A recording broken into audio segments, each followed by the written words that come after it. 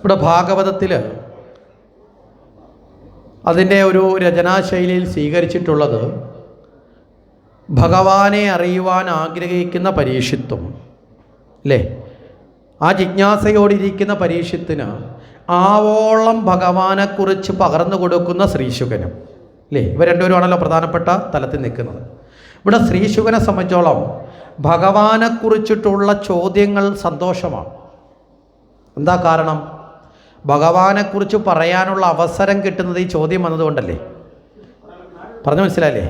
അപ്പം നമുക്ക് ഭഗവാനെക്കുറിച്ച് പറയാൻ കിട്ടുന്ന അവസരങ്ങളൊക്കെ കേൾക്കുന്ന ആളിനേക്കാൾ കൂടുതൽ ആനന്ദമാർക്കായിരിക്കും പറയുന്ന ആളിനാണ്. കാരണം പറയുന്ന ആൾ അനുഭവിച്ച് പറയും അല്ലേ. കേൾക്കുന്ന ആൾക്ക് ചിലപ്പോൾ അത്രയും സായുജ്യം കിട്ടിയില്ല എന്ന് വരും. പക്ഷെ ഇവിടെ പരീക്ഷത്തിന് അത് കിട്ടിയിട്ടുണ്ട്. കാരണം പരീക്ഷത്ത് എല്ലാ ഭാവങ്ങളും വെടിഞ്ഞ് ജീവൻ്റെ നശ്വരതയെ ബോധ്യപ്പെട്ടിട്ടാണ് ഭാഗവതം കേൾക്കാനിരിക്കുന്നത്. 7 ദിവസം അല്ലേ കഴിഞ്ഞാൽ ഈ ശരീരമില്ല, ഈ പ്രാരാബ്ധങ്ങളൊക്കെ ഇവിടെ തീരണം, ഇനിയൊരു ജന്മം വേണ്ട. എവിടെ ചേരണം? ഭഗവാനിൽ ചേരണം. അന്ത്യകാലത്ത് ഏറ്റവും ശ്രേയസ്സായിട്ടുള്ളത് ഏതാ?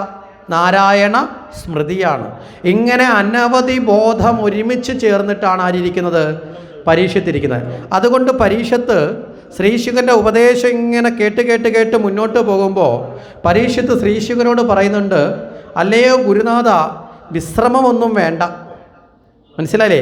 ഇടയ്ക്കിടയ്ക്ക് നിർത്തണമെന്നുമില്ല. നമ്മളൊക്കെ ഇവിടെ ഇരിക്കുന്നത് എങ്ങനെയാ? ഒന്ന് നിർത്തിക്കൂടെ അല്ലേ?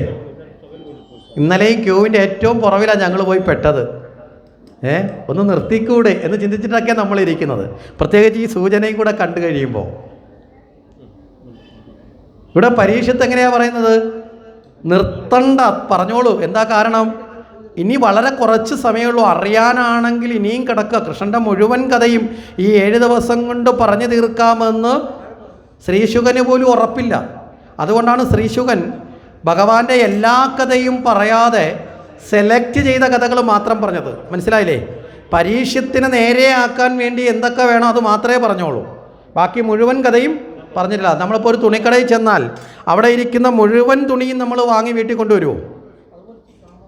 വരുമോ? നമുക്ക് പാകമാകുന്ന അളവിലുള്ളതും നമുക്ക് ഇഷ്ടമുള്ളതും നോക്കിയിട്ടല്ലേ നമ്മൾ എടുക്കുന്നത്. അപ്പം നമ്മളെ കാണുന്ന സമയത്ത് അവിടെ നിൽക്കുന്ന സെയിൽസ് ചെയ്യുന്ന ആൾക്ക് ഏകദേശം നമ്മുടെ ശരീരത്തിൻ്റെ ഒരു വലിപ്പവും രൂപമൊക്കെ ഒരു ധാരണ ഉണ്ടാവും. അപ്പോൾ അയാൾ തന്നെ പറയും, നമ്മൾ അളവ് പറഞ്ഞില്ലെങ്കിലും പറയും, സാറിന് പറ്റുന്നത് അവിടെ ഉണ്ടാവും അല്ലേ, അങ്ങോട്ട് നോക്കാം എന്ന് പറഞ്ഞ് വിളിച്ചുകൊണ്ട് പോകും.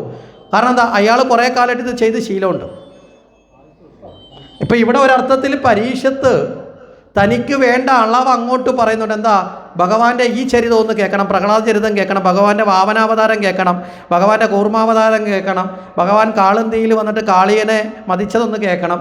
ഇങ്ങനെ അങ്ങോട്ട് പറയുന്നുണ്ട്. ഈ പറയുന്നത് കൂടാതെ അനവധി കാലത്ത് അനവധി പേരിലേക്ക് പോലും ഭാഗവതജ്ഞാനത്തെ പകരാൻ കഴിവുള്ള ആളല്ലേ ശ്രീശുകൻ.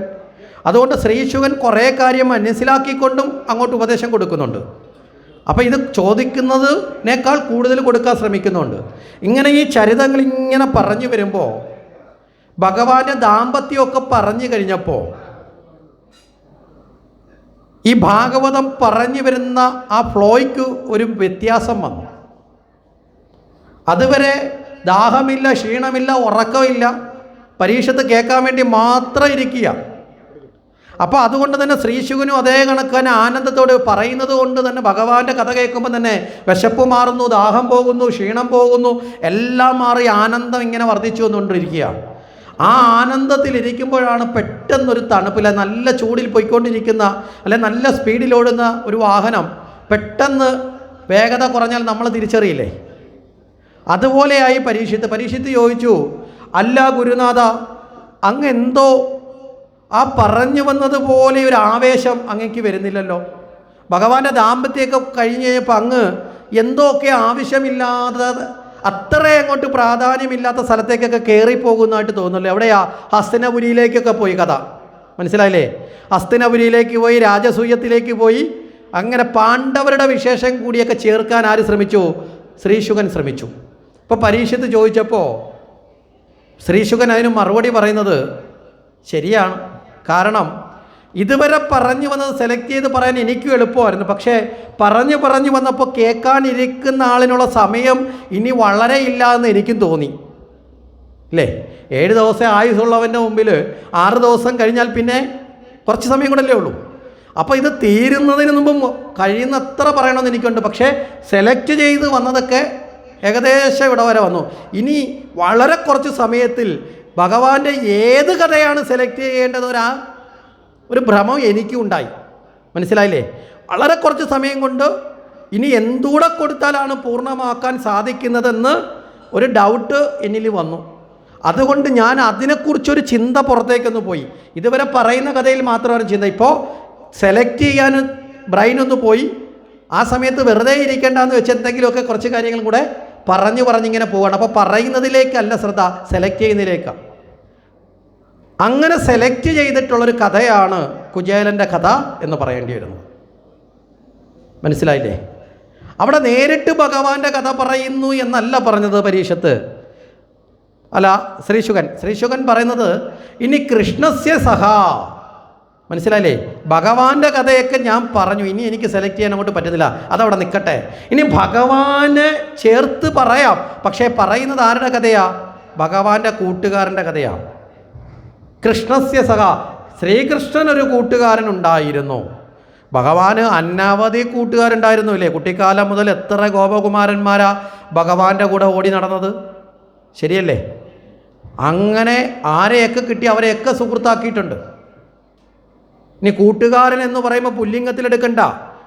കൂട്ടുകാരൻ എന്നുള്ളത് പൂർണ്ണമായും സഹകരിക്കുന്ന സുഹൃത്ത് എന്നുള്ള നിലയിൽ എടുക്കുകയാണെങ്കിൽ ഗോപികമാരും എല്ലാം കൂട്ടുകാരായിരുന്നു അല്ലേ? അത്രയും ഉണ്ടായിരുന്ന ഒരാളിൽ നിന്ന്, അത്രയും സുഹൃത്തുക്കളുള്ള ആളിൽ നിന്ന് ഒരു സുഹൃത്തിനെ പ്രത്യേകിച്ചെടുത്ത് പറയുമ്പോൾ എന്തെങ്കിലുമൊക്കെ പ്രത്യേകത വേണ്ടേ? വേണ്ടയോ? അവിടെയാണ് പറയുന്നത് കൃഷ്ണന് ഒരു ഉത്തമനായ സുഹൃത്തുണ്ടായിരുന്നു.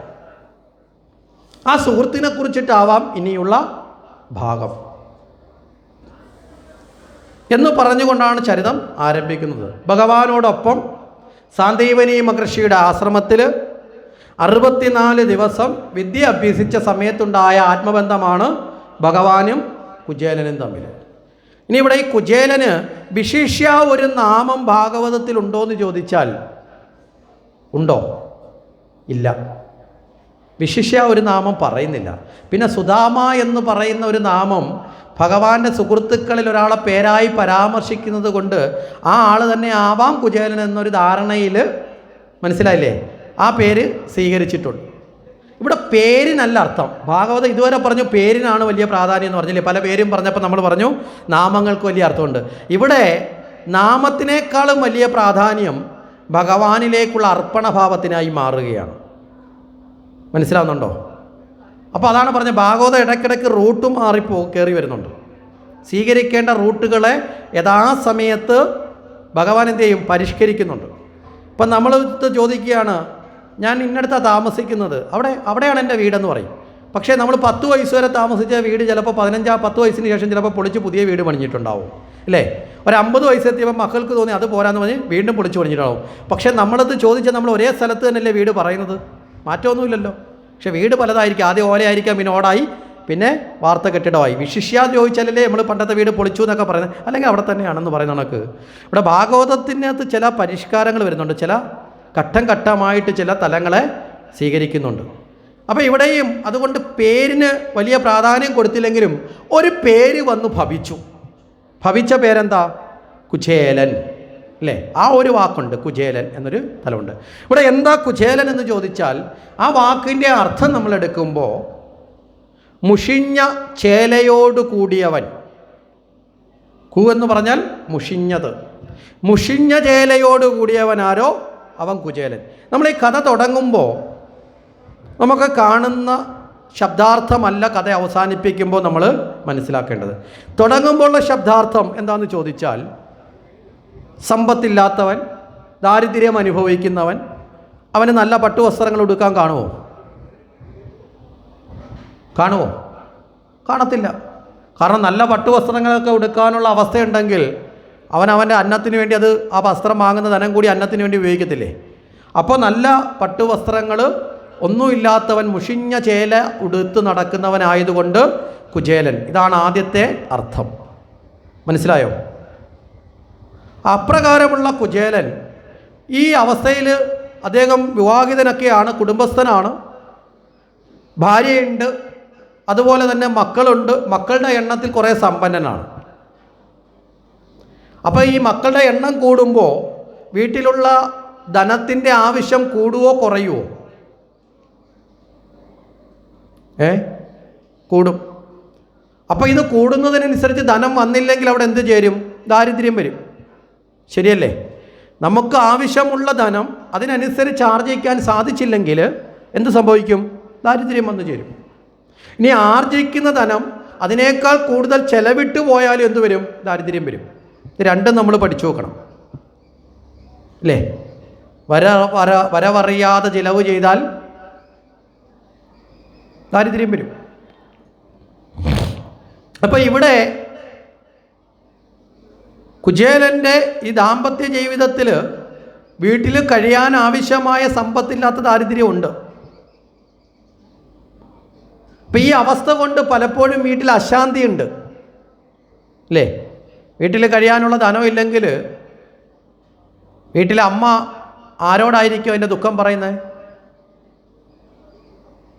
ആരോടായിരിക്കും പറയുന്നത്? ഭർത്താവിനോടാണ്. എന്താ കാരണം? തന്നെ സംരക്ഷിക്കാമെന്ന ഉറപ്പ് കൊടുത്ത്, അല്ലേ, അഗ്നിസാക്ഷിയാക്കി ഭാര്യയെ സ്വീകരിക്കുമ്പോൾ ആ പത്നിയെ സംരക്ഷിക്കാമെന്നൊരു ഉറപ്പും കൂടി കൊടുത്തിട്ടാണ് കൂട്ടിക്കൊണ്ടുവരുന്നത്. അപ്പോൾ സംരക്ഷിക്കപ്പെടേണ്ട ആൾ സംരക്ഷിച്ചില്ലെങ്കിൽ തൻ്റെ സംരക്ഷണത്തിന് വേണ്ടി അവകാശം ചോദിക്കേണ്ടത് അയാളോട് തന്നെയാണ്. ശരിയല്ലേ? ചോദിച്ചിട്ട് അവിടെ ഒരു ഗതിയില്ലെങ്കിലാണ് പിന്നെ മറ്റുള്ളവരോട് പോയി ചോദിക്കേണ്ടി വരുന്നത്. പിന്നെ ഒരു കുടുംബത്തിൻ്റെ ദുഃഖം, പ്രാരാബ്ധം, ദാരിദ്ര്യം ആദ്യം അതറിയുന്നത് ആളാരാണ്? ആളാരാ? അമ്മമാരാണ്, അല്ലേ? വീട്ടിലെ പുരുഷന്മാരെപ്പോഴാണ് അറിയുന്നത്? ഉച്ചയ്ക്ക് ഉണ്ണാൻ ചെന്നിരിക്കുമ്പോൾ പ്ലേറ്റ് മാത്രമേ ഉള്ളൂ, ചോറില്ലാത്തപ്പോഴാണ് അറിയുന്നത്. എന്താ കാര്യം എന്ന് ചോദിക്കാൻ പറയും, തീർന്നു പോയി. അമ്മമാരോ 4-5 ദിവസം മുമ്പേ അറിയും. കാര്യം എന്താ? എടുക്കുന്ന പാത്രത്തിലെ അളവ് കുറഞ്ഞു വരുമ്പോൾ അറിയാം, ഇനി കൂടിപ്പോയാൽ 4 ദിവസം കൂടിയേ ഉള്ളൂ, അല്ലേ? ശരിയല്ലേ? അവരാണത് നേരിട്ട് അവിടെ എടുക്കുമ്പോൾ അറിയാം. എടുക്കുമ്പോൾ തന്നെ അവർക്ക് അതിൻ്റെ തോതനുസരിച്ച് അറിയാൻ പറ്റുന്ന അമ്മമാർക്കാണ്. അതുകൊണ്ട് തന്നെ കുചേല പത്നി കുചേലനെ ഇടയ്ക്കിടയ്ക്ക് നിർബന്ധിക്കും. നമ്മളിങ്ങനെ പോയാൽ വളരെ കഷ്ടമാണ്, മക്കൾക്കൊന്നും ആഹാരമില്ല, നല്ല വസ്ത്രമില്ല എന്നൊക്കെ പറഞ്ഞ് അവർ നിർബന്ധിക്കാറുണ്ട്. ഇവിടെ ഇതൊക്കെ പറയുമ്പോഴും കുചേലനെ സംബന്ധിച്ചിടത്തോളം ഈ പറഞ്ഞ അശാന്തി ഒന്നും മനസ്സിലില്ല. കാരണം എന്താ? മനസ്സിൽ എപ്പോഴും ഒരു കൂട്ടുകാരനെ കുറിച്ച് ഓർത്തുകൊണ്ടാണ് നടക്കുന്നത്. അതുകൊണ്ട് കുചേല പത്നി ദുഃഖം പറഞ്ഞു വരുമ്പോൾ ശ്രദ്ധ തിരിച്ചുവിടാൻ വേണ്ടി, മനസ്സിലായില്ലേ? ശ്രദ്ധിച്ചു കഴിഞ്ഞാൽ പിന്നെ കുചേല പത്നി ചോദിച്ചതിന് ഉത്തരം പറയണമല്ലോ. അപ്പോൾ ശ്രദ്ധ തിരിച്ചുവിടാൻ വേണ്ടിയും കുചേലൻ യഥാർത്ഥത്തിൽ അന്നേരം തന്നെ പറയും, പിന്നെ എൻ്റെ കൂടെ പഠിച്ച കൃഷ്ണൻ എന്ന് പറയുന്ന ആളിനെക്കുറിച്ച് നീ കേട്ടിട്ടുണ്ടോ? അപ്പം ഭാര്യ പറയും, ഇത് ഒത്തിരി കേട്ടതല്ലേ, അല്ല എന്നാലും നീ കേൾക്കാത്ത ഒരു സംഭവം കൂടിയുണ്ട് എന്ന് പറഞ്ഞുകൊണ്ട് കൃഷ്ണൻ്റെ ഒരു കഥ പറയും. ഇത് കേട്ട് കേട്ട് കേട്ട് ഈ തന്ത്രം കുചേല പത്നിയും പഠിച്ചു വെച്ചിട്ടുണ്ട്. കുചേലൻ ഇടയ്ക്ക് എപ്പോഴെങ്കിലും ഒരു വിശപ്പ് വരുമെന്നേക്ക് ചോറില്ലയോ? കുചേല പത്നി പറയും, പിന്നെ കൃഷ്ണനില്ല ഓടക്കുഴലും എടുത്തുകൊണ്ട് പശുവിനെയും കൊണ്ടുപോയത് വരെ അങ്ങ് പറഞ്ഞായിരുന്നല്ലോ, ബാക്കി പറഞ്ഞില്ലല്ലോ. അപ്പോഴേ കുചേലൻ വിശപ്പിനെ വിട്ടിട്ട് വീണ്ടും ഇരുന്ന് കഥ പറയാൻ തുടങ്ങും. പറഞ്ഞിരിക്കുന്ന സമയം കൊണ്ട് തന്നെ സമയം കടന്നു പോവും. അപ്പം കൊടുത്തില്ലെങ്കിലും പ്രശ്നമില്ല. ഇങ്ങനെ ഇവർ തമ്മിൽ അങ്ങോട്ടും ഇങ്ങോട്ടും ഇങ്ങനൊരു കളിയാണ്. പക്ഷെ കുട്ടികൾക്ക് ഈ കളി ഇഷ്ടപ്പെടുമോ? മനസ്സിലായില്ലേ? ഈ അവസ്ഥയിലാണ് മുന്നോട്ട് പോകുന്നത്. അപ്പോൾ എപ്പോഴും ഭഗവാനെക്കുറിച്ച് പറയുന്നതിൽ യാതൊരു ലുബ്ധതയും ആർക്കില്ല? കുചേലനില്ല. എപ്പോഴും പറയും തൻ്റെ കൂട്ടുകാരനാണ്, അങ്ങനെയാണ്, ഇങ്ങനെയാണ്. അപ്പോൾ കുചേലൻ്റെ ഭാര്യ കുചേലനോട് തന്നെ പറയും, നിങ്ങളൊന്ന് പോയി അദ്ദേഹത്തെ ഒന്ന് കാണും. കാരണം ഇത്രയും സമ്പത്തുള്ള, അതുമല്ല കൊടുക്കാൻ മനസ്സുള്ള, സമ്പത്തുള്ളതിൻ്റെ പറ്റി മാത്രം കാര്യമില്ല. മനസ്സിലായില്ലേ? കൃഷ്ണനെ സംബന്ധിച്ചുള്ള പ്രത്യേകത എന്താ? ഉള്ളതൊക്കെ മറ്റുള്ളവർക്ക് വേണ്ടവരൊക്കെ കണ്ടു കഴിഞ്ഞാൽ തിരിച്ചറിഞ്ഞ് കൊടുക്കുന്ന ആളാണ് കൃഷ്ണൻ. മനസ്സിലായില്ലേ? അപ്പോൾ കൊടുക്കാൻ മനസ്സുള്ള, എത്രയോ ആൾക്കാരുടെ ദുഃഖം മാറ്റി എന്ന് നിങ്ങൾ തന്നെ പറഞ്ഞ് ഞാൻ കേട്ടിട്ടുള്ള ആ കൃഷ്ണനെ നിങ്ങളൊന്ന് പോയി കാണും. നിങ്ങളെ കൂട്ടുകാരനല്ലേ? പിന്നെയോ വലിയ സമ്പത്തുള്ള ആളാണ്, ഇല്ലേ? രാജാവാണല്ലോ, വലിയ സമ്പത്തുള്ള ആളാണ്. എങ്ങനെയാണ് ഭഗവാന് വലിയ സമ്പത്ത്? രാജാവെന്നുള്ള അർത്ഥത്തിൽ മാത്രമല്ല, വിവാഹം കഴിച്ച സ്ഥലത്തു നിന്നുള്ള എല്ലായിടത്തു നിന്നും അതിൻ്റെ സമ്പത്തെല്ലാം വന്നു ചേർന്നിട്ടുണ്ട്. നയതന്ത്ര പ്രതിനിധിയും ധനകാര്യ വിദഗ്ധനുമാണ് ശ്രീകൃഷ്ണൻ. എങ്ങനെ നയതന്ത്ര പ്രതിനിധി ചോദിച്ചാൽ എപ്പോഴും ചുറ്റുവട്ടത്തിലുള്ള സജ്ജനങ്ങളാകുന്ന രാജാക്കന്മാരെ ഒരുമിച്ച് നിർത്തി, മനസ്സിലല്ലേ, ദുർജനങ്ങളുടെ അളവിൽ നിന്ന് ഈ പ്രപഞ്ചത്തെ രക്ഷിക്കുന്നതിന് ബുദ്ധിപൂർവ്വം നയതന്ത്ര ബന്ധം സ്ഥാപിച്ച ആളാണ്. അതുകൊണ്ടാണ് ഭഗവാന്റെ വിവാഹം നോക്കിയാൽ ഒന്ന് മഹാരാഷ്ട്രയിൽ നിന്നാണെങ്കിൽ പിന്നൊന്ന് ആസാമിൽ നിന്നാണ്, പിന്നൊന്ന് നോക്കിക്കഴിഞ്ഞാൽ ഗാന്ധാരത്തു നിന്നാണ്, പിന്നൊന്ന് ജമ്മു കാശ്മീരിൽ നിന്നാണ്, പിന്നൊന്ന് നോക്കിയാൽ ഏകദേശം മധ്യപ്രദേശിൽ നിന്നാണ്. കാരണം എന്താണെന്നറിയോ, എല്ലാ ദേശത്തുമുള്ള എല്ലാ ആൾക്കാരുമായിട്ടൊരു ബന്ധം, ഒരു കണക്ഷൻ ഉണ്ടാക്കി, നയതന്ത്ര ബന്ധം. നമ്മൾ കാണാറില്ലേ, നമ്മുടെ പ്രധാനമന്ത്രി രാഷ്ട്രപതിയൊക്കെ ഇടയ്ക്ക് പോയി മറ്റ് രാഷ്ട്രങ്ങളുമൊക്കെ ആയിട്ട് പോയി കരാറൊക്കെ ഒപ്പിട്ട് ഒരു ബന്ധം ഉണ്ടാക്കുന്നത്. ഇവിടെ ഈ ബന്ധം എന്തിലൂടെ ഉറപ്പിച്ചു? വിവാഹത്തിലൂടെ അങ്ങ് ഉറപ്പിച്ചു. എപ്പോഴും ഒന്നിച്ച് നിൽക്കുക എന്നൊരു ഭാവം കൃത്യമായിട്ട് കാണിച്ചു. പിന്നെയോ ഒന്നിച്ച് നിൽക്കുമ്പോൾ ആവശ്യമായ ധനം കൊടുക്കലും വാങ്ങലും ഒക്കെ നടത്താം. മനസ്സിലായില്ലേ? അപ്പം വളരെ കൃത്യമായ മാനേജ്മെൻറ്റിങ് എല്ലാം ഭഗവാൻ നടത്തിയിട്ടുണ്ട്. അപ്പോൾ അതുകൊണ്ട് തന്നെ ഭഗവാൻ വളരെ ധനികനുമാണ്. ആ ഭഗവാനോട് ചെന്ന് ചോദിച്ച് അദ്ദേഹം മനസ്സറിഞ്ഞ് എന്തെങ്കിലും തന്നാൽ അദ്ദേഹത്തിന് വളരെ ലളിതമായിരിക്കാം. മനസ്സിലായില്ലേ? ഒരു വലിയ ധനികൻ്റെ അടുത്ത് പോയിട്ട് ചിലപ്പം നമ്മൾ ദുഃഖം പറഞ്ഞാൽ അയാൾ ചിലപ്പോൾ ഒരു 1000 ഒരു 10,000 എടുത്തു, നമുക്കത് വലുതായിരിക്കും. ശരിയല്ലേ? അതുപോലെ എന്തെങ്കിലും തന്നാൽ അതുകൊണ്ട് തന്നെ നമുക്കൊരു ആനന്ദമല്ലേ. പക്ഷേ കുചേലൻ ഇവിടെ ഒരു ചെറിയ ചില ന്യൂനതകളുണ്ട്. ഭഗവാന്റെ സ്മരണകൾ എപ്പോഴും നടത്തുകൊണ്ട് ഭഗവാന്റെ ഉത്തമ സുഹൃത്താണെങ്കിലും ചില വ്യക്തിഗതമായ ന്യൂനതകൾ കുചേലനുണ്ട്. അതിലൊന്ന് ദുരഭിമാനമുണ്ട് കുറച്ച്. മനസ്സിലായില്ലേ? കൃഷ്ണനെ കാണണമെന്ന് ഒട്ടേറെ കാലം ആഗ്രഹമുണ്ട്. ഒരുമിച്ച് കളിച്ച് വളർന്ന് പിരിഞ്ഞു പോകുമ്പോൾ വീണ്ടും ആ കൃഷ്ണനെ കൂട്ടുകാരനെ കാണാൻ ആഗ്രഹമുണ്ട്. പക്ഷേ ഇവിടെ കുചേല പത്നി നിർബന്ധിച്ച് പൂർണ്ണമായും ആ നിർബന്ധത്തിന് വിധേയമാക്കുന്ന കാലം വരെയും കുചേലൻ കൃഷ്ണനെ കാണാൻ പോയിട്ടുണ്ടോ?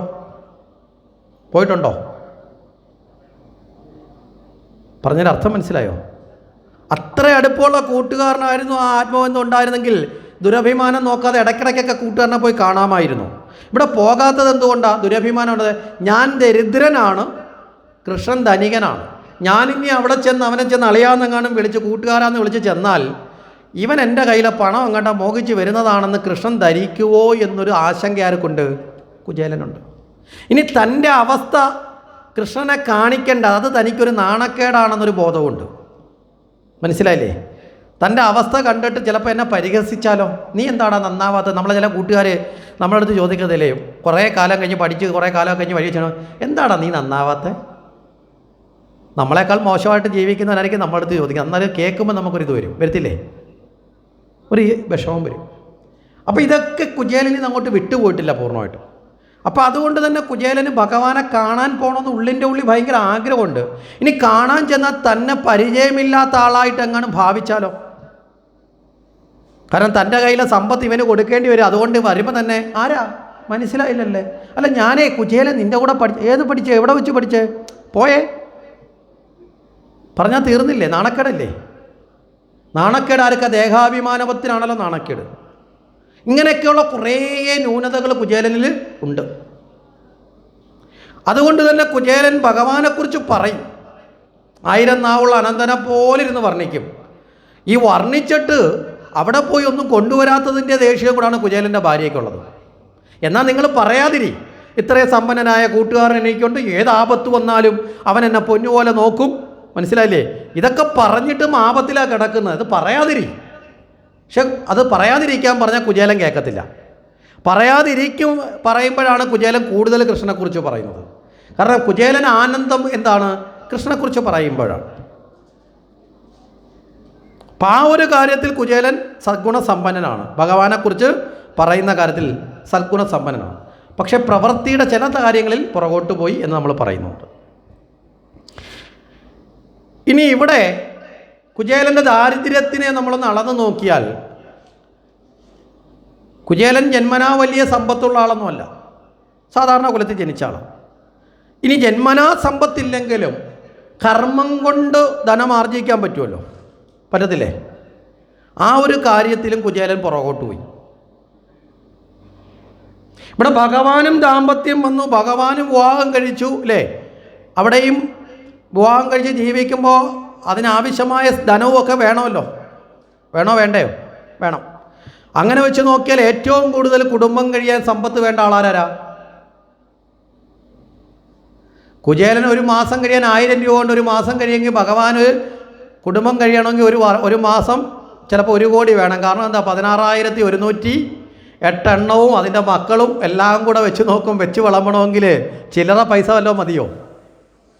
16,008 എണ്ണത്തിന് അത്രയും വീട് ഉണ്ടാക്കി കൊടുത്തിട്ടുണ്ട്. അത്രയും സ്ഥലത്തെ കറണ്ട് ചാർജ് എന്നാൽ കണക്കൂട്ടി നോക്കെ. ഇപ്പോഴത്തെ അളവിലാണ് കറണ്ട് ചാർജ് പറയണേ. അങ്ങനെ ഓരോന്നിൻ്റെയും ചിലവ് വെച്ചൊന്ന് കണക്കൂട്ടി നോക്കെ. ഇവിടെ കുചേലനെ സംബന്ധിച്ചാൽ ആകെ ഒരു കുടുംബമേ ഉള്ളൂ, ഒരു വീട് മാത്രമേ ഉള്ളൂ, അതിലെ മക്കളേ ഉള്ളൂ. അപ്പോൾ ഏറ്റവും കൂടുതൽ ജീവിതത്തിന് ധനം വേണ്ടതാളാ കൃഷ്ണനല്ലേ. അവിടെ കൃഷ്ണനാകട്ടെ ഇവരെ എല്ലാവരെയും സന്തോഷിപ്പിച്ച് ഒരു ദാരിദ്ര്യമല്ല ചെയ്യുന്നത്. കാരണം എന്താ? ഗൃഹസ്ഥനായി കഴിഞ്ഞാൽ ഒരാൾ ചെയ്യേണ്ട കർമ്മം എന്ന് പറയുന്നത് ഗൃഹസ്ഥ ധർമ്മം തന്നെയാണ്.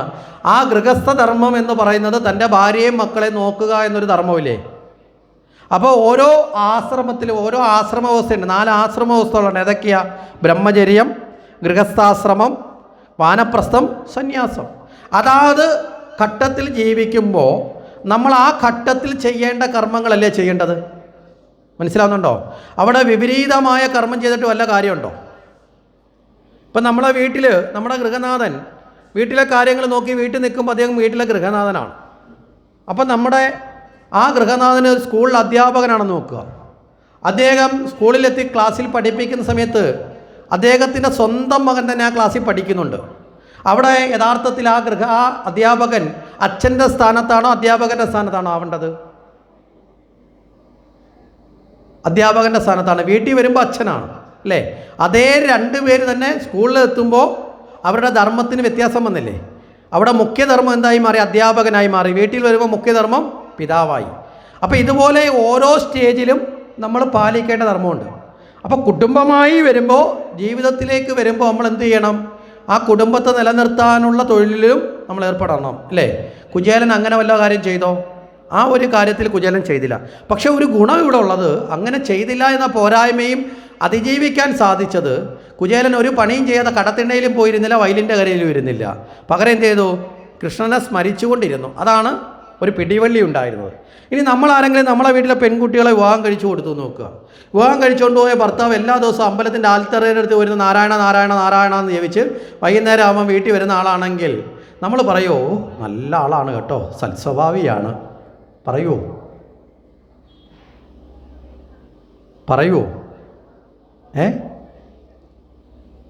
പറയില്ല. കാരണം എന്താ? അയാൾ ചെയ്യേണ്ട ധർമ്മം കൂടി ചെയ്യണം. അപ്പം സ്വന്തം ജീവിതത്തിൽ ഓരോ സമയത്തും ചെയ്യേണ്ട ധർമ്മവ്യവസ്ഥയും ഭഗവാനോട് ഓർമ്മപ്പെടുത്തുക. ഇതേ ഭഗവാൻ അതുകൊണ്ടാണ് അർജുനനോട് പറഞ്ഞത്, നീ സന്യസിക്കാൻ പോകേണ്ടവനല്ല, പിന്നെയോ നിന്റെ ധർമ്മം ഇപ്പോൾ ക്ഷത്രിയനാണ്, യുദ്ധം ചെയ്യലാണ്, അതുകൊണ്ട് നീ യുദ്ധം ചെയ്യ് എന്നല്ലേ പറഞ്ഞത്.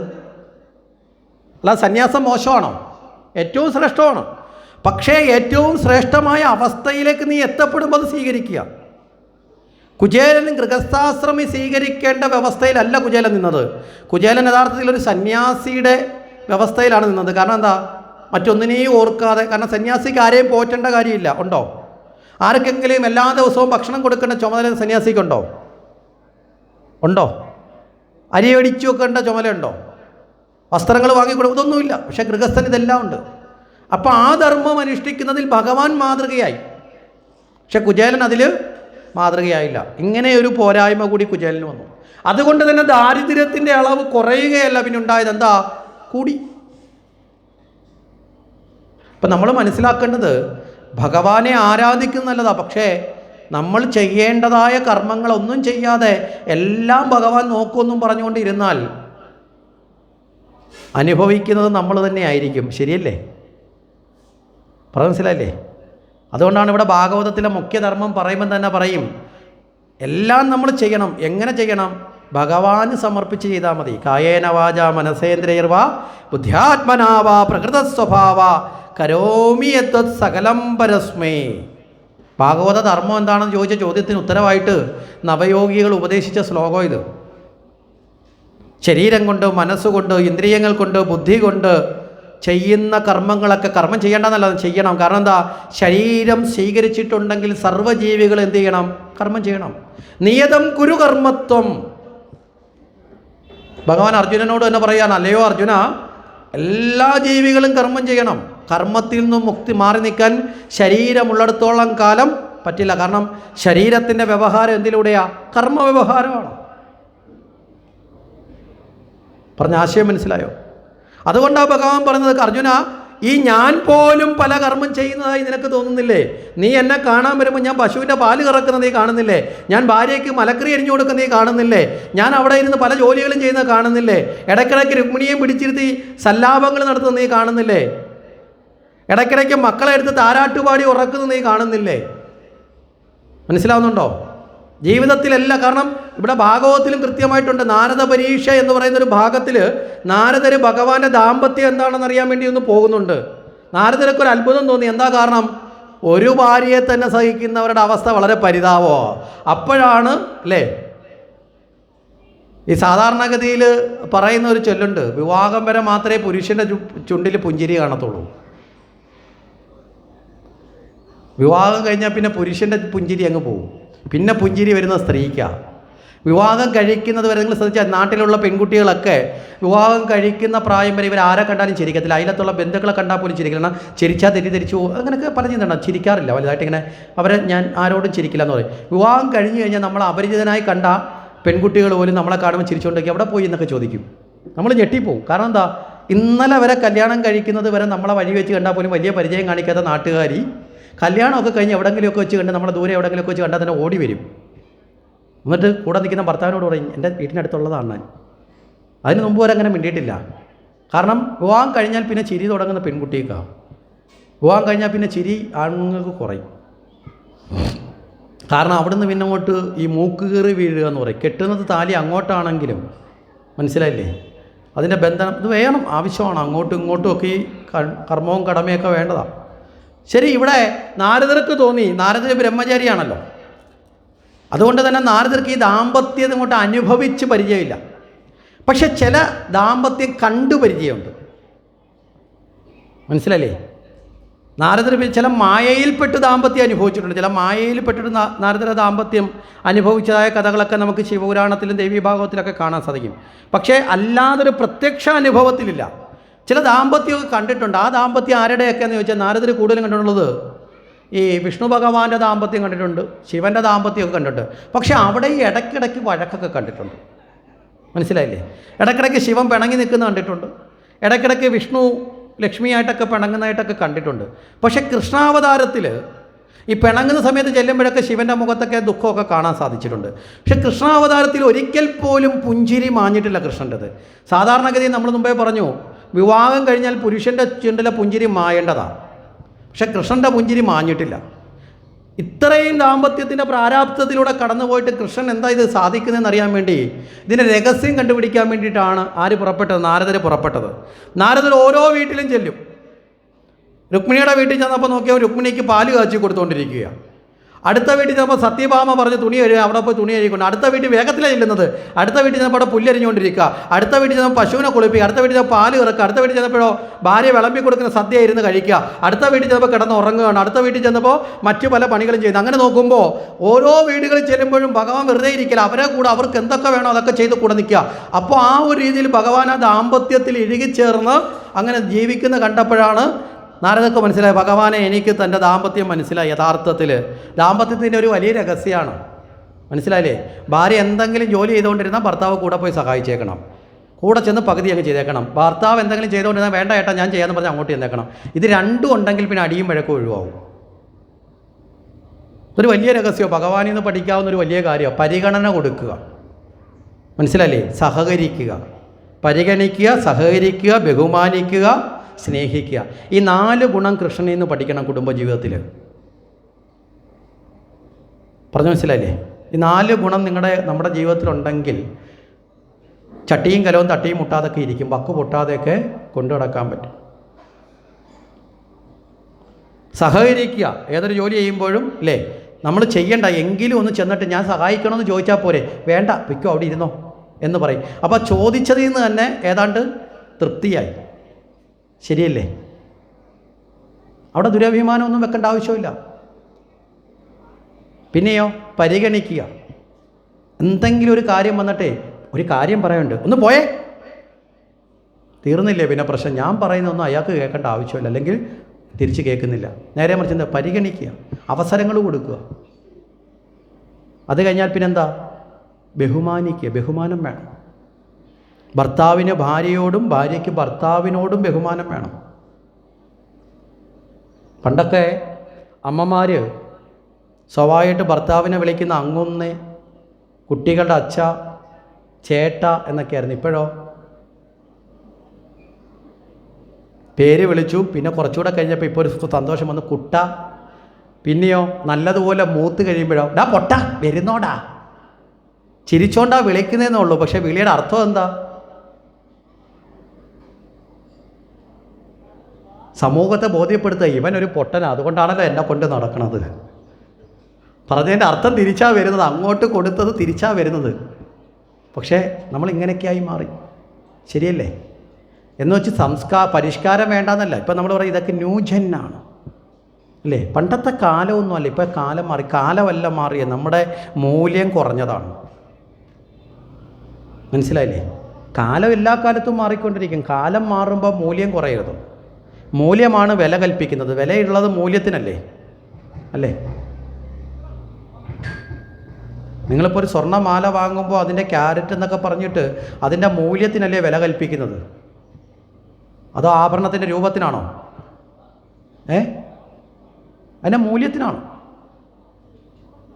വലിപ്പമുള്ള സാധനത്തെ അല്ല നോക്കിയല്ല നമ്മൾ കൂടുതൽ വില കൊടുക്കുന്നത്, മൂല്യത്തെ നോക്കിയിട്ടല്ലേ? ആണോ അല്ലയോ?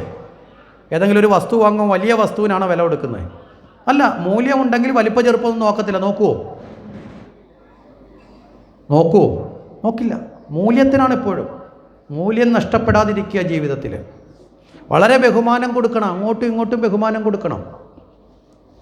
ഇവിടെ ഭഗവാന്റെ അവതാരമൊക്കെ പറയുന്ന സമയത്ത് ഈ ത്രിമൂർത്തി ഭാവത്തിലേക്ക് ഭഗവാൻ എത്തപ്പെടുന്ന കാലത്ത് തന്നെ ഈശ്വരന്മാരോടൊപ്പം വന്നു ചേർന്നവരാണ് ദേവിമാർ.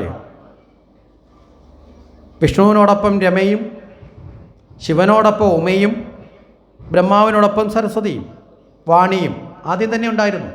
പക്ഷേ പിന്നീട് നമ്മൾ നോക്കുമ്പോൾ ഭാഗവതത്തിൽ വരുമ്പോൾ പാലാഴി മദനത്തിലല്ലേ വിഷ്ണുവിനോടൊപ്പം ലക്ഷ്മി വരുന്നതായിട്ട് വീണ്ടും പറയുന്നത് അല്ലേ? ശിവനോടൊപ്പം ഉമ വരുന്നത് എപ്പോഴാണ് പിന്നെ പറയുന്നത്? ദക്ഷൻ്റെ പുത്രിയായി ജനിച്ച് ആദ്യം വരുന്നതായിട്ടാണ്. ശരിയല്ലേ? ദാക്ഷായണിയായിട്ട് വരുന്നതായിട്ടാണ്. അപ്പോൾ അതിനു മുമ്പ് ഇവരോടൊപ്പം പത്നിമാരില്ലായിരുന്നോ? ഉണ്ടായിരുന്നു. അങ്ങനെ തന്നെയാണ് കഥ വരുന്നത്. അങ്ങനെ വരുന്ന സമയത്ത് ദേവി തൻ്റെ തന്നെ ശക്തിയെ 3 ഭാവങ്ങളിലാക്കി 3 പേര് ത്രിമൂർത്തികളോടൊപ്പം നിർത്തുമ്പം പറയുന്നുണ്ട്, ഇവരെ ഞാൻ പത്നിമാരാക്കി കൂടെ നിർത്തുന്നു എങ്കിലും അർഹിക്കുന്ന നിലയിലുള്ള ബഹുമാനം ഇവർക്ക് കൊടുക്കണം. കൊടുത്തില്ലെങ്കിൽ ഞാൻ ഉപേക്ഷിച്ചു പോകും. ഒരിക്കൽ ശിവനും വിഷ്ണുവും കൂടി ഒരു യുദ്ധത്തിൽ ഏർപ്പെട്ടു പോയി. വേറെ അസുരന്മാരോട് യുദ്ധം ചെയ്തു, രണ്ടുപേരും കൂടെ പോയി. ബ്രഹ്മാവിനെ യുദ്ധത്തിന് പോകാത്ത ആളതുകൊണ്ട് സ്വസ്ഥമായിട്ട് ഒരിടത്ത് ഇരുന്നു. ആ വിഷ്ണുവും ശിവനും കൂടെ യുദ്ധമൊക്കെ ജയിച്ചു വന്നു. വരുന്ന സമയത്ത് വലിയ പുഞ്ചിരിയോടുകൂടിയാണ് വരുന്നത്. അപ്പോൾ ഈ പത്നിമാർ കാത്തിരിക്കുക. കാരണം എന്താ? ഇവർ ഈ യുദ്ധത്തിന് പോയ സമയം തൊട്ട് ഇവർ ഇവിടെ ഇരുന്ന് പ്രാർത്ഥന നടത്തിക്കൊണ്ടിരിക്കുക, ഭർത്താവ് ജയിക്കണേ അല്ലേ, സദ്ഗതി ഉണ്ടാവണേ. തിരിച്ചു വന്നിട്ട് പറഞ്ഞു ഞങ്ങളെ യുദ്ധം ജയിച്ചു എന്ന് പറഞ്ഞു. അപ്പം ദേവിമാർ ഞങ്ങൾക്കറിയാം, ഞങ്ങൾ അതിനുവേണ്ടി പ്രാർത്ഥിച്ചു. നിങ്ങളുടെ പ്രാർത്ഥന കൊണ്ടല്ലേ ഞങ്ങളുടെ കഴിവുകൊണ്ടാണ് യുദ്ധം ജയിച്ചെന്നൊരു വീമ്പിളക്കി. അപ്പോൾ ഒന്ന് അപമാനിച്ചതിന് തുല്യം. ആ നിമിഷം ശിവനെ ഉപേക്ഷിച്ചുകൊണ്ട് ഉമയും വിഷ്ണുവിനെ ഉപേക്ഷിച്ചുകൊണ്ട് രമയും മറഞ്ഞു. അവർ പിന്നീട് വീണ്ടും വന്നു ചേരാൻ നിമിത്തമാവുന്നതാണ് ദക്ഷൻ്റെ പുത്രിയായിട്ടും പാലാഴി മദനത്തിലൂടെ മലർമങ്കയായിട്ടും വരുന്നത്. മനസ്സിലാവുന്നുണ്ടോ? അപ്പോൾ ഇവിടെയൊക്കെ നമ്മളെ പഠിപ്പിക്കുന്നത് അവിടെ അർഹമായ സ്ഥാനം കൊടുക്കണം. ആ അനുഭവം ശിവന് മനസ്സിലായത് കൊണ്ടാണ് പിന്നീട് ഒരനുഭവം എന്താ പറ്റി? സതി പോയിട്ട് ജീവത്യാഗം ചെയ്തു. പിന്നെ പാർവതിയായി വന്നപ്പോൾ പിന്നെ വിട്ടുപോകണ്ടെന്ന് വെച്ചു. അതുകൊണ്ട് എന്ത് ചെയ്തു? തൻ്റെ ശരീരത്തിൻ്റെ പകുതി കൊടുത്ത് നേരെ പിടിച്ചങ്ങ് ജോയിൻ ചെയ്തു വെപ്പിച്ചു. മനസ്സിലല്ലേ? അവിടെയാണ് ബഹുമാനം, സഹധർമ്മിത്വം എന്ന് പറയുന്നത്, സഹധർമ്മിണി എന്ന ഭാവം കൊടുക്കുന്നത്. അപ്പോൾ വളരെ കൃത്യമായ ബഹുമാനം കൊടുക്കണം. അത് കഴിഞ്ഞിട്ട് സ്നേഹിക്കണം. ആദ്യത്തെ 3 കൊടുത്തിട്ട് സ്നേഹിച്ചാലേ ആ സ്നേഹം ഫലിക്കത്തുള്ളൂ. ആദ്യത്തെ 3 കൊടുക്കാതെ സ്നേഹം ഉണ്ടെന്ന് പറഞ്ഞിട്ട് വല്ല കാര്യമുണ്ടോ? പറഞ്ഞാൽ ആശയം മനസ്സിലായോ? ഇത് ജീവിതത്തിൻ്റെ ഏറ്റവും ഇതൊക്കെ ഭഗവാന്റെ ദാമ്പത്യത്തിൽ നിന്ന് നാരദർ പകരുന്നതാണ്. അപ്പോൾ നമുക്ക് മനസ്സിലായില്ലേ ഭാഗവതം ഈ സ്വർഗരാജ്യം കിട്ടാനുള്ളതല്ല, നന്നായി ജീവിക്കാൻ, ജീവിതത്തെ മെച്ചപ്പെടുത്താനുള്ള അറിവാണെന്ന് നമ്മൾ പഠിക്കണം. നമ്മുടെ ജീവിതത്തെ സ്ഫുടം ചെയ്തെടുക്കാൻ, എങ്ങനെയാണ് ജീവിതത്തെ ആനന്ദപ്രദമാക്കി മാറ്റാൻ പറ്റുന്നതെന്നുള്ള പഠനമാണ്. അപ്പോൾ ഇപ്രകാരം ഉള്ള ഭഗവാന്റെ ദാമ്പത്യത്തിൻ്റെ അവസ്ഥ വെച്ച് നോക്കുമ്പോൾ ഈ അവസ്ഥ വല്ലതും കുചേലൻ്റെ ജീവിതത്തിലുണ്ടോ? ഒന്നാമത്തെ അവസ്ഥ നമ്മളെന്താ പറഞ്ഞത്? സഹകരിക്കുക. കുചേലന് സഹകരണമൊന്നുമില്ല, എപ്പോഴും കൃഷ്ണ കൃഷ്ണ എന്ന് പറഞ്ഞു പോകും. മനസ്സിലായില്ലേ? വീട്ടിലെ കാര്യം ശ്രദ്ധിച്ചിട്ടില്ലേ സഹകരിക്കുന്നത്? രണ്ട്, പരിഗണിക്കുക എന്ന് പറയുന്നത് കുചേലനുണ്ടോ? ഭാര്യ എപ്പോഴും കിടന്ന് വീട്ടിൽ ആഹാരമില്ല, ചോറില്ല, അരിയില്ല, അതില്ല, ഇതില്ല എന്ന് പറയും. ഇത് വല്ലതും പരിഗണിക്കുന്നുണ്ടോ? ഇല്ല. കേൾക്കാൻ പോലും നിൽക്കാറില്ല, അപ്പോൾ പിന്നെ പരിഗണിക്കാറില്ല. ഇനി ബഹുമാനം കൊടുക്കുന്നുണ്ടോ? അതുമില്ല. കാര്യം എന്താ? ഇതൊക്കെ രണ്ടെണ്ണം കേട്ടാലേ അടുത്ത ഘട്ടം ബഹുമാനം വരുന്നുള്ളൂ, അതില്ല. പിന്നെയോ സ്നേഹത്തിന് ഭാര്യയ്ക്ക് തോന്നും തന്നേക്കാൾ സ്നേഹം ആരോടാ? കൃഷ്ണനോടാ. താൻ പറയുന്നൊന്നും കേൾക്കുന്നില്ല, എല്ലാം പുറത്തോട്ടാണ്.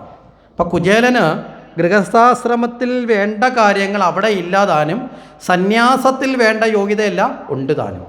മനസ്സിലായില്ലേ? അവിടെ ഒരു വൈരുദ്ധ്യം വരുന്നുണ്ട്. അപ്പോൾ ഇതെല്ലാം കൊണ്ടാണ് അവിടെ ഈ ദാരിദ്ര്യം ആരിൽ? ബാഹ്യമായ ദാരിദ്ര്യമാണെങ്കിൽ അത് ആർക്ക് ഒഴിയാത്തത്? കുചേലനിൽ ഒഴിയാത്തത്. ഏറ്റവും ഒടുവിൽ കുചേല പത്നി പരിപൂർണമായും തൻ്റെ പ്രാരാബ്ധങ്ങൾ കൊണ്ട് ആരെ പിടികൂടി? കുചേലനെ പിടികൂടി. കുചേലന് ഒഴിഞ്ഞു മാറാൻ പറ്റാത്ത നിലയിലൊരു നിവേദനം മുന്നിൽ വെച്ചു. ഈ നിവേദനങ്ങൾ കൊടുക്കുമ്പോൾ ഏറ്റവും അടിയന്തരമായ നിവേദനമല്ലേ ആദ്യം പരിഗണിക്കുന്നത്? അല്ലേ? അതോ നമ്മൾ കൊടുത്ത നിവേദനത്തിൻ്റെ കണക്കനുസരിച്ചാണ് പരിഗണിക്കേണ്ടത്? ഏറ്റവും അടിയന്തരമായത് ആദ്യം. ഏറ്റവും അടിയന്തരമായൊരു നിവേദനം വെച്ചു. എന്താ? കുചേലൻ്റെ പത്നി പറയുന്നത്, അന്നം ഒരു ദിനം ഒരു നേരമെങ്കിലും. മനസ്സിലായില്ലേ? ഒരു ദിനം ഒരു നേരമെങ്കിലും. ഒരു ദിനത്തിൽ 3 നേരം വേണമെന്നൊന്നും ഞാൻ പറയുന്നില്ല. ഒരു ദിവസത്തിൽ ഒരു നേരത്തെ ഭക്ഷണം കൊടുക്കാൻ പോലും ഗതിയില്ലാത്ത അവസ്ഥയിലാണ് ഇപ്പോൾ ഈ വീട്. ഇന്ന് സംഭവിച്ചതല്ല, കുറച്ച് ദിവസങ്ങളായിട്ട് ഈ അവസ്ഥയിലാണ്.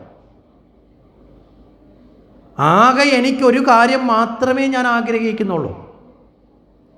പാരം വിശന്നു കരയുന്ന കിടാങ്ങളുടെ ആ വിശപ്പിൻ്റെ അവസ്ഥ, ഒരു നേരത്തെ അന്നമില്ലാത്ത അവസ്ഥയാണെങ്കിൽ അത് താങ്ങാൻ ഏതെങ്കിലും അമ്മയ്ക്ക് സാധിക്കൂ? മനസ്സിലായില്ലേ? അമ്മയ്ക്ക് സാധിക്കില്ല എന്നുണ്ടെങ്കിൽ അതിൻ്റെ ഉത്തരവാദിത്വം ആർക്കും ഉണ്ട്? അച്ഛനും ഉണ്ട്. അമ്മയുടെ മാത്രമാണോ കുഞ്ഞുങ്ങൾ? ആണോ? അച്ഛൻ്റെയും കൂടാണ്. ഇപ്പോഴത്തെ അവസ്ഥ വളരെ കൃത്യമായി ബോധ്യപ്പെടുത്തുകയാണ്. പിന്നെയോ, ഇതല്ലാതെ താൻ മറ്റൊന്നും ആഗ്രഹിക്കുന്നില്ല എന്നുകൂടി പ്രഖ്യാപിക്കുക. എങ്ങനെയാ? നല്ല വസ്ത്രങ്ങൾ, കനകാഭരണങ്ങൾ, വാസന തൂകുന്ന സുഗന്ധദ്രവ്യങ്ങൾ, ഇവയിലൊന്നിലും എനിക്ക് തെല്ലാശയില്ല. സാധാരണഗതിയിൽ ഇത് 3 പൊതുവിൽ ആശ സ്ത്രീകൾക്കുണ്ടാവുന്നതാണ്, അല്ലേ? അതുകൊണ്ട് ഇവിടെ എടുത്തു പറഞ്ഞിരിക്കുക, സാധാരണഗതിയിൽ ഉണ്ടാകുന്ന ഈ ആഗ്രഹം പോലും ഞാൻ ഉപേക്ഷിച്ചു. നല്ല വസ്ത്രത്തിനോട് ആഗ്രഹം വരും, നല്ല ആഭരണത്തിനോട് ആവശ്യം വരും, നല്ല സുഗന്ധ വസ്തുക്കളോട് ആഗ്രഹം ഉണ്ടാവും. ഇതും 3 ഞാൻ ഉപേക്ഷിച്ചു. എന്തുകൊണ്ട്? അതിനേക്കാൾ വലിയ ദുഃഖമായി എനിക്ക് അനുഭവപ്പെടുന്നത് എന്താ? വിശന്നു കരയുന്ന കുഞ്ഞുങ്ങളാണ്. ഒരു നേരത്തെ ആഹാരത്തിന് ഗതിയില്ലാത്ത അവസ്ഥയിൽ നിൽക്കുന്ന ഇവരെ രക്ഷിക്കുവാൻ ഇനി അങ്ങയ്ക്ക് സാധിക്കുന്നില്ല എങ്കിൽ അങ്ങ് വിളിക്കുന്ന കൃഷ്ണന് പോലും അപമാനമായി അങ്ങ് മാറും. പറഞ്ഞു മനസ്സിലായില്ലേ? നമ്മൾ നല്ല ഈശ്വരഭക്തനായി ജീവിക്കുമ്പോൾ നമ്മൾ ചെയ്യേണ്ട കാര്യം നമ്മൾ ചെയ്തില്ല എങ്കിൽ ആ നമുക്ക് മാത്രമല്ല അപമാനം വരുന്നതാണോ? ആണോ? നമ്മൾ ഭജിക്കുന്ന ഈശ്വരനും കൂടി അപമാനം വന്നു ചേരും. ആൾക്കാർ പറയില്ലേ, അവൻ 24 മണിക്കൂർ നമശിവാശിയ എന്ന് പറഞ്ഞ് നടക്കുക, ശിവനും കൊള്ളാം അവനും കൊള്ളാം, പറയോ പറയത്തില്ലേ? അപ്പോൾ അങ്ങ് പറയുന്ന കൃഷ്ണന് പോലും അങ്ങ് അപമാനമായി മാറും. ആ കൃഷ്ണനെ പോലും അവമാനിക്കപ്പെടുന്ന അവസ്ഥ. കൃഷ്ണനെ അവമാനിക്കാൻ മനസ്സുകൊണ്ട് ആരും തയ്യാറല്ല. കുചേലൻ തയ്യാറല്ല. അത്ര ആത്മബന്ധമാണുള്ളത്. അതുകൊണ്ടാണല്ലോ എപ്പോഴും കൃഷ്ണനെക്കുറിച്ച് പറയുന്നത്. അവസാനം കുചേലൻ സമ്മതിച്ചു. എവിടേക്ക് പോകാൻ? നിർബന്ധം മുറുകി വന്നപ്പോൾ പോകാൻ സമ്മതിച്ചു. എവിടെയാ? കൃഷ്ണൻ്റെ അടുത്തേക്ക് പോകാം. പക്ഷേ ഒരു തടസ്സമുണ്ടല്ലോ. എന്താ തടസ്സം? രാജാവിനെ കാണാൻ പോകുമ്പോഴും ഗുരുവിനെ കാണാൻ പോകുമ്പോഴും പ്രായമുള്ള മാതാപിതാക്കളെ കാണാൻ പോകുമ്പോഴും ഒക്കെ വെറും കൈയോടെ പോകരുത്, എന്തെങ്കിലും കൊണ്ടുപോകണം. ഇവിടെ കൃഷ്ണനെ കുചേലൻ ഈശ്വരൻ എന്ന ഭാവത്തിലല്ല കാണുന്നത്. കുചേലൻ കാണുന്നത് ഏത് ഭാവത്തിലാണ്? സുഹൃത്താണ്, കൂട്ടുകാരൻ എന്നാണ്.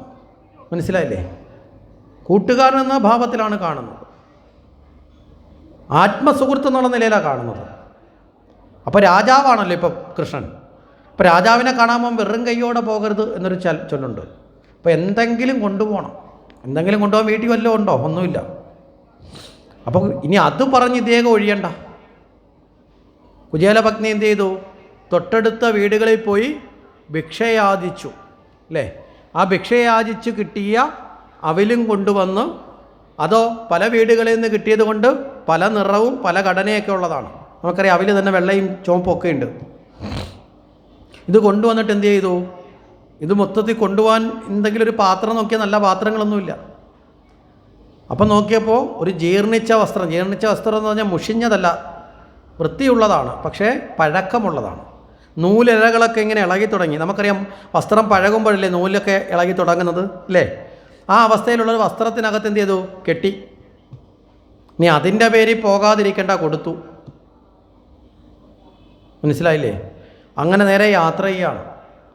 എവിടെയാണ് കൃഷ്ണൻ്റെ ഗൃഹമെന്നൊന്നും അറിയില്ല. കാരണം പഠനം കഴിഞ്ഞിട്ട് മധുരയിലേക്കാണ് പോയതെങ്കിൽ ഇപ്പം മധുരയിൽ നിന്ന് ആശാൻ സ്വന്തമായിട്ട് എവിടേക്ക് പോയിട്ടുണ്ട്? ദ്വാരകയിലേക്ക് പോയിട്ടുണ്ട്, അല്ലേ? ജരാസന്ധനുമായിട്ടുള്ള യുദ്ധത്തിനിടയിൽ ദ്വാരക എന്ന പുതിയൊരു സ്ഥലം സൃഷ്ടിച്ചിട്ടുണ്ട്. അവിടെയാണ് ഇപ്പോൾ വസിക്കുന്നതെന്ന് അറിയാം, കേട്ടിട്ടുണ്ട്. അവിടെ ഇന്നുവരെ പോയിട്ടില്ല. അതുകൊണ്ട് അന്വേഷിച്ച് പോകുന്ന സമയത്ത് ആ പോകുന്ന വഴിയിൽ കാണുന്ന ഓരോ വീട് കാണുമ്പോഴും കൃഷ്ണൻ്റേതാണോ എന്നറിയാൻ വേണ്ടി ഓടിച്ചെല്ലും. അങ്ങനെ അനവധി വീടുകളിൽ കയറിയിറങ്ങി. അവിടെ അല്ല എന്നറിഞ്ഞപ്പോൾ തിരിച്ചിറങ്ങി. ഇവിടെ നമ്മൾ നമ്മുടെ ജീവിതത്തിൽ ആനന്ദം കിട്ടുന്ന, സുഖം കിട്ടുന്ന പലയിടത്തും നമ്മൾ കയറും, അല്ലേ? പല കാര്യങ്ങളിലും നമ്മൾ ചെന്ന് പെടും. പക്ഷേ യഥാർത്ഥ ലക്ഷ്യം അതല്ലെങ്കിൽ എന്ത് ചെയ്യണം? അവിടെ ഇരുന്ന് വിശ്രമിക്കാതെ എന്ത് ചെയ്യണം? തിരിച്ചിറങ്ങിക്കോണം.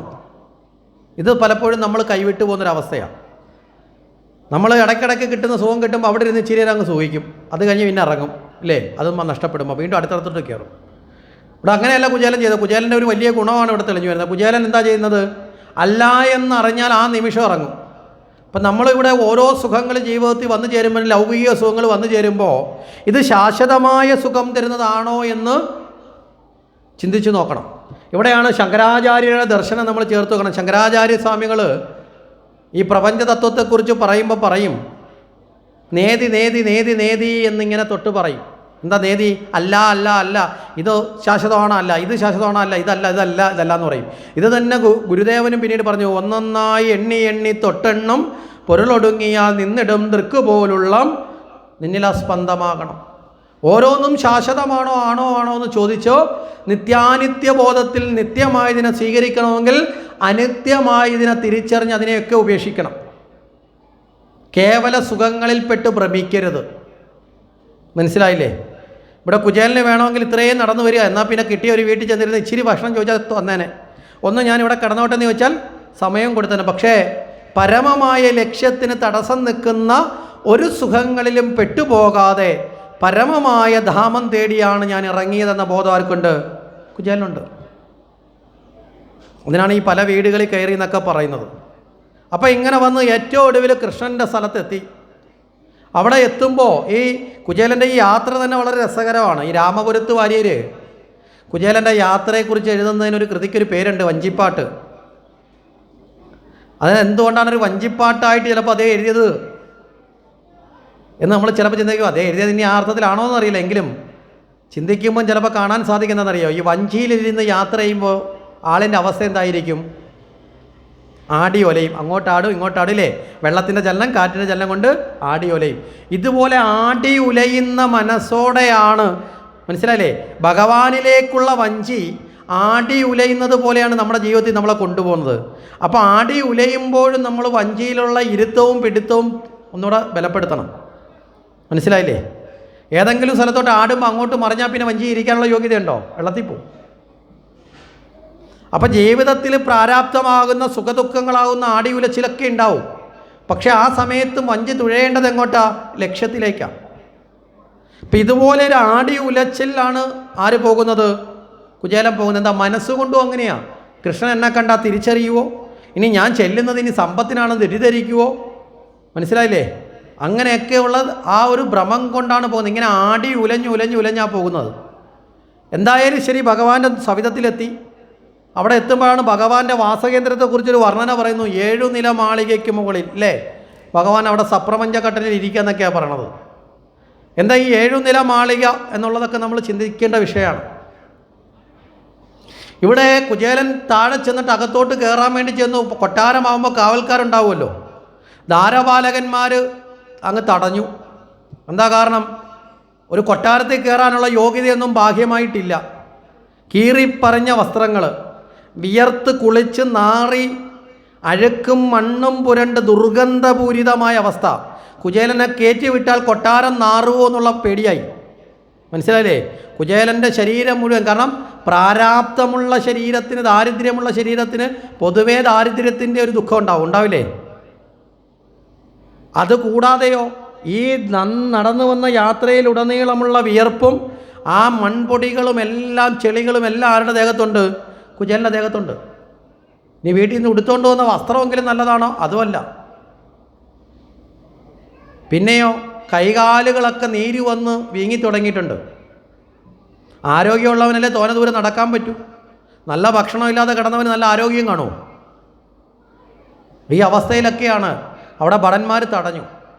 അപ്പോൾ ആകെ അവസാനത്തെ ആശ്രയം എന്ന നിലയിലാണ് കുചേലൻ പത്നിയെടുത്ത് സമ്മതിച്ച് ഞാൻ കൃഷ്ണൻ്റെ അടുത്ത് പോവാം, സുഹൃത്ത് എന്തെങ്കിലും തന്ന് നമ്മുടെ ദുഃഖം തീർക്കും എന്ന് പറഞ്ഞിട്ടാണ് ഇറങ്ങിയത്.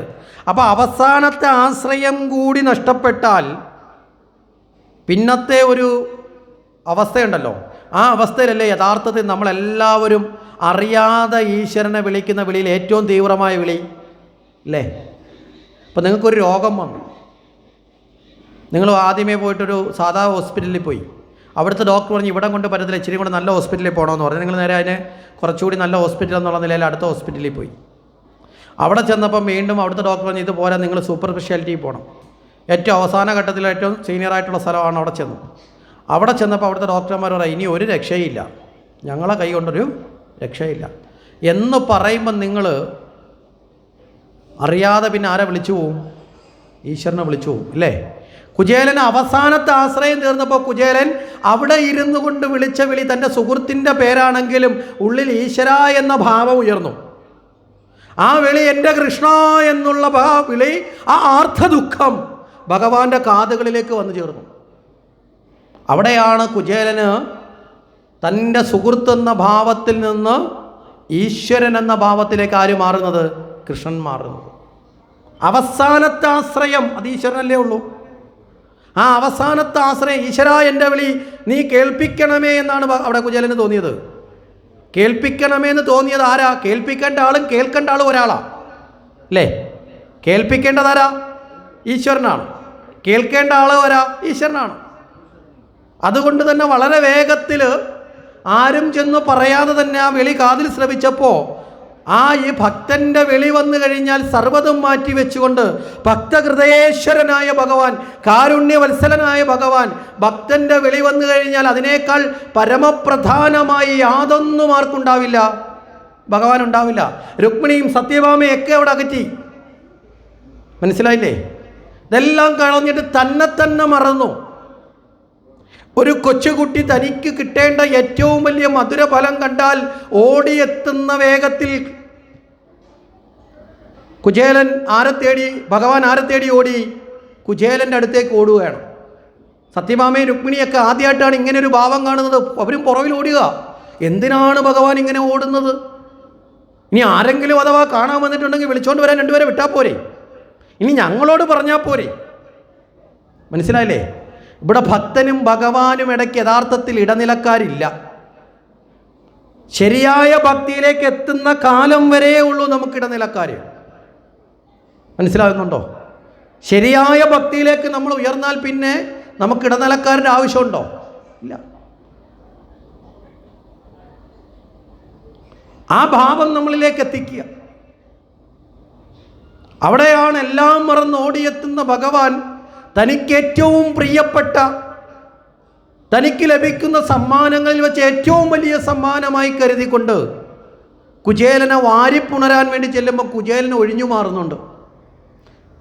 ഭഗവാനെ തേടി വന്ന കുചേലൻ ഒഴിഞ്ഞു മാറുന്നതുകൊണ്ട് തൻ്റെ ഈ മുഷിഞ്ഞ ശരീരം, ഈ ശരീരത്തിലെ അഴുക്കുകളൊന്നും ഭഗവാന്റെ ആ ശരീരത്തിലെ പട്ടുവസ്ത്രങ്ങളിലോ ആ സുഗന്ധപൂരിതമായ ശരീരത്തിലോ പറ്റരുത് എന്ന് കുചേലൻ ആഗ്രഹിച്ചുകൊണ്ട് ഒഴിഞ്ഞു മാറും. ഭഗവാൻ അതൊന്നും പരിഗണിക്കാതെ കുചേലനെ മാറോട് ചേർത്ത് ഇനി ഒരിക്കലും നിന്നെ ഞാൻ വിടില്ല എന്ന ഭാവത്തിൽ സ്വന്തമാക്കുക. ഇവിടെ ഭഗവാൻ എന്താ നമ്മളെ ബോധിപ്പിക്കുന്നത്? ബാഹ്യമായ അഴുക്കുകളൊന്നും എനിക്ക് പ്രശ്നമല്ല. ബാഹ്യമായ സൗന്ദര്യം കണ്ടിട്ടോ, ബാഹ്യമായ ശുദ്ധി കണ്ടിട്ടോ, ബാഹ്യമായ സുഗന്ധ ലേപനങ്ങൾ തേച്ചത് കൊണ്ടോ ഒന്നുമല്ല നീ എനിക്ക് പ്രിയപ്പെട്ടവനാകുന്നത്. മനസ്സിലാവുന്നുണ്ടോ?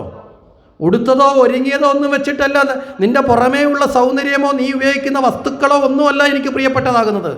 പിന്നെയോ നിന്റെ മനസ്സിൻ്റെ ശുദ്ധിയാണ്. കുചേലൻ്റെ മനസ്സ് പരിശുദ്ധമായിരുന്നു. പുറമേയുള്ള അഴുക്കുകളൊന്നും പരിഗണിക്കാതെ ഭഗവാൻ വാരിപ്പുണർന്നു.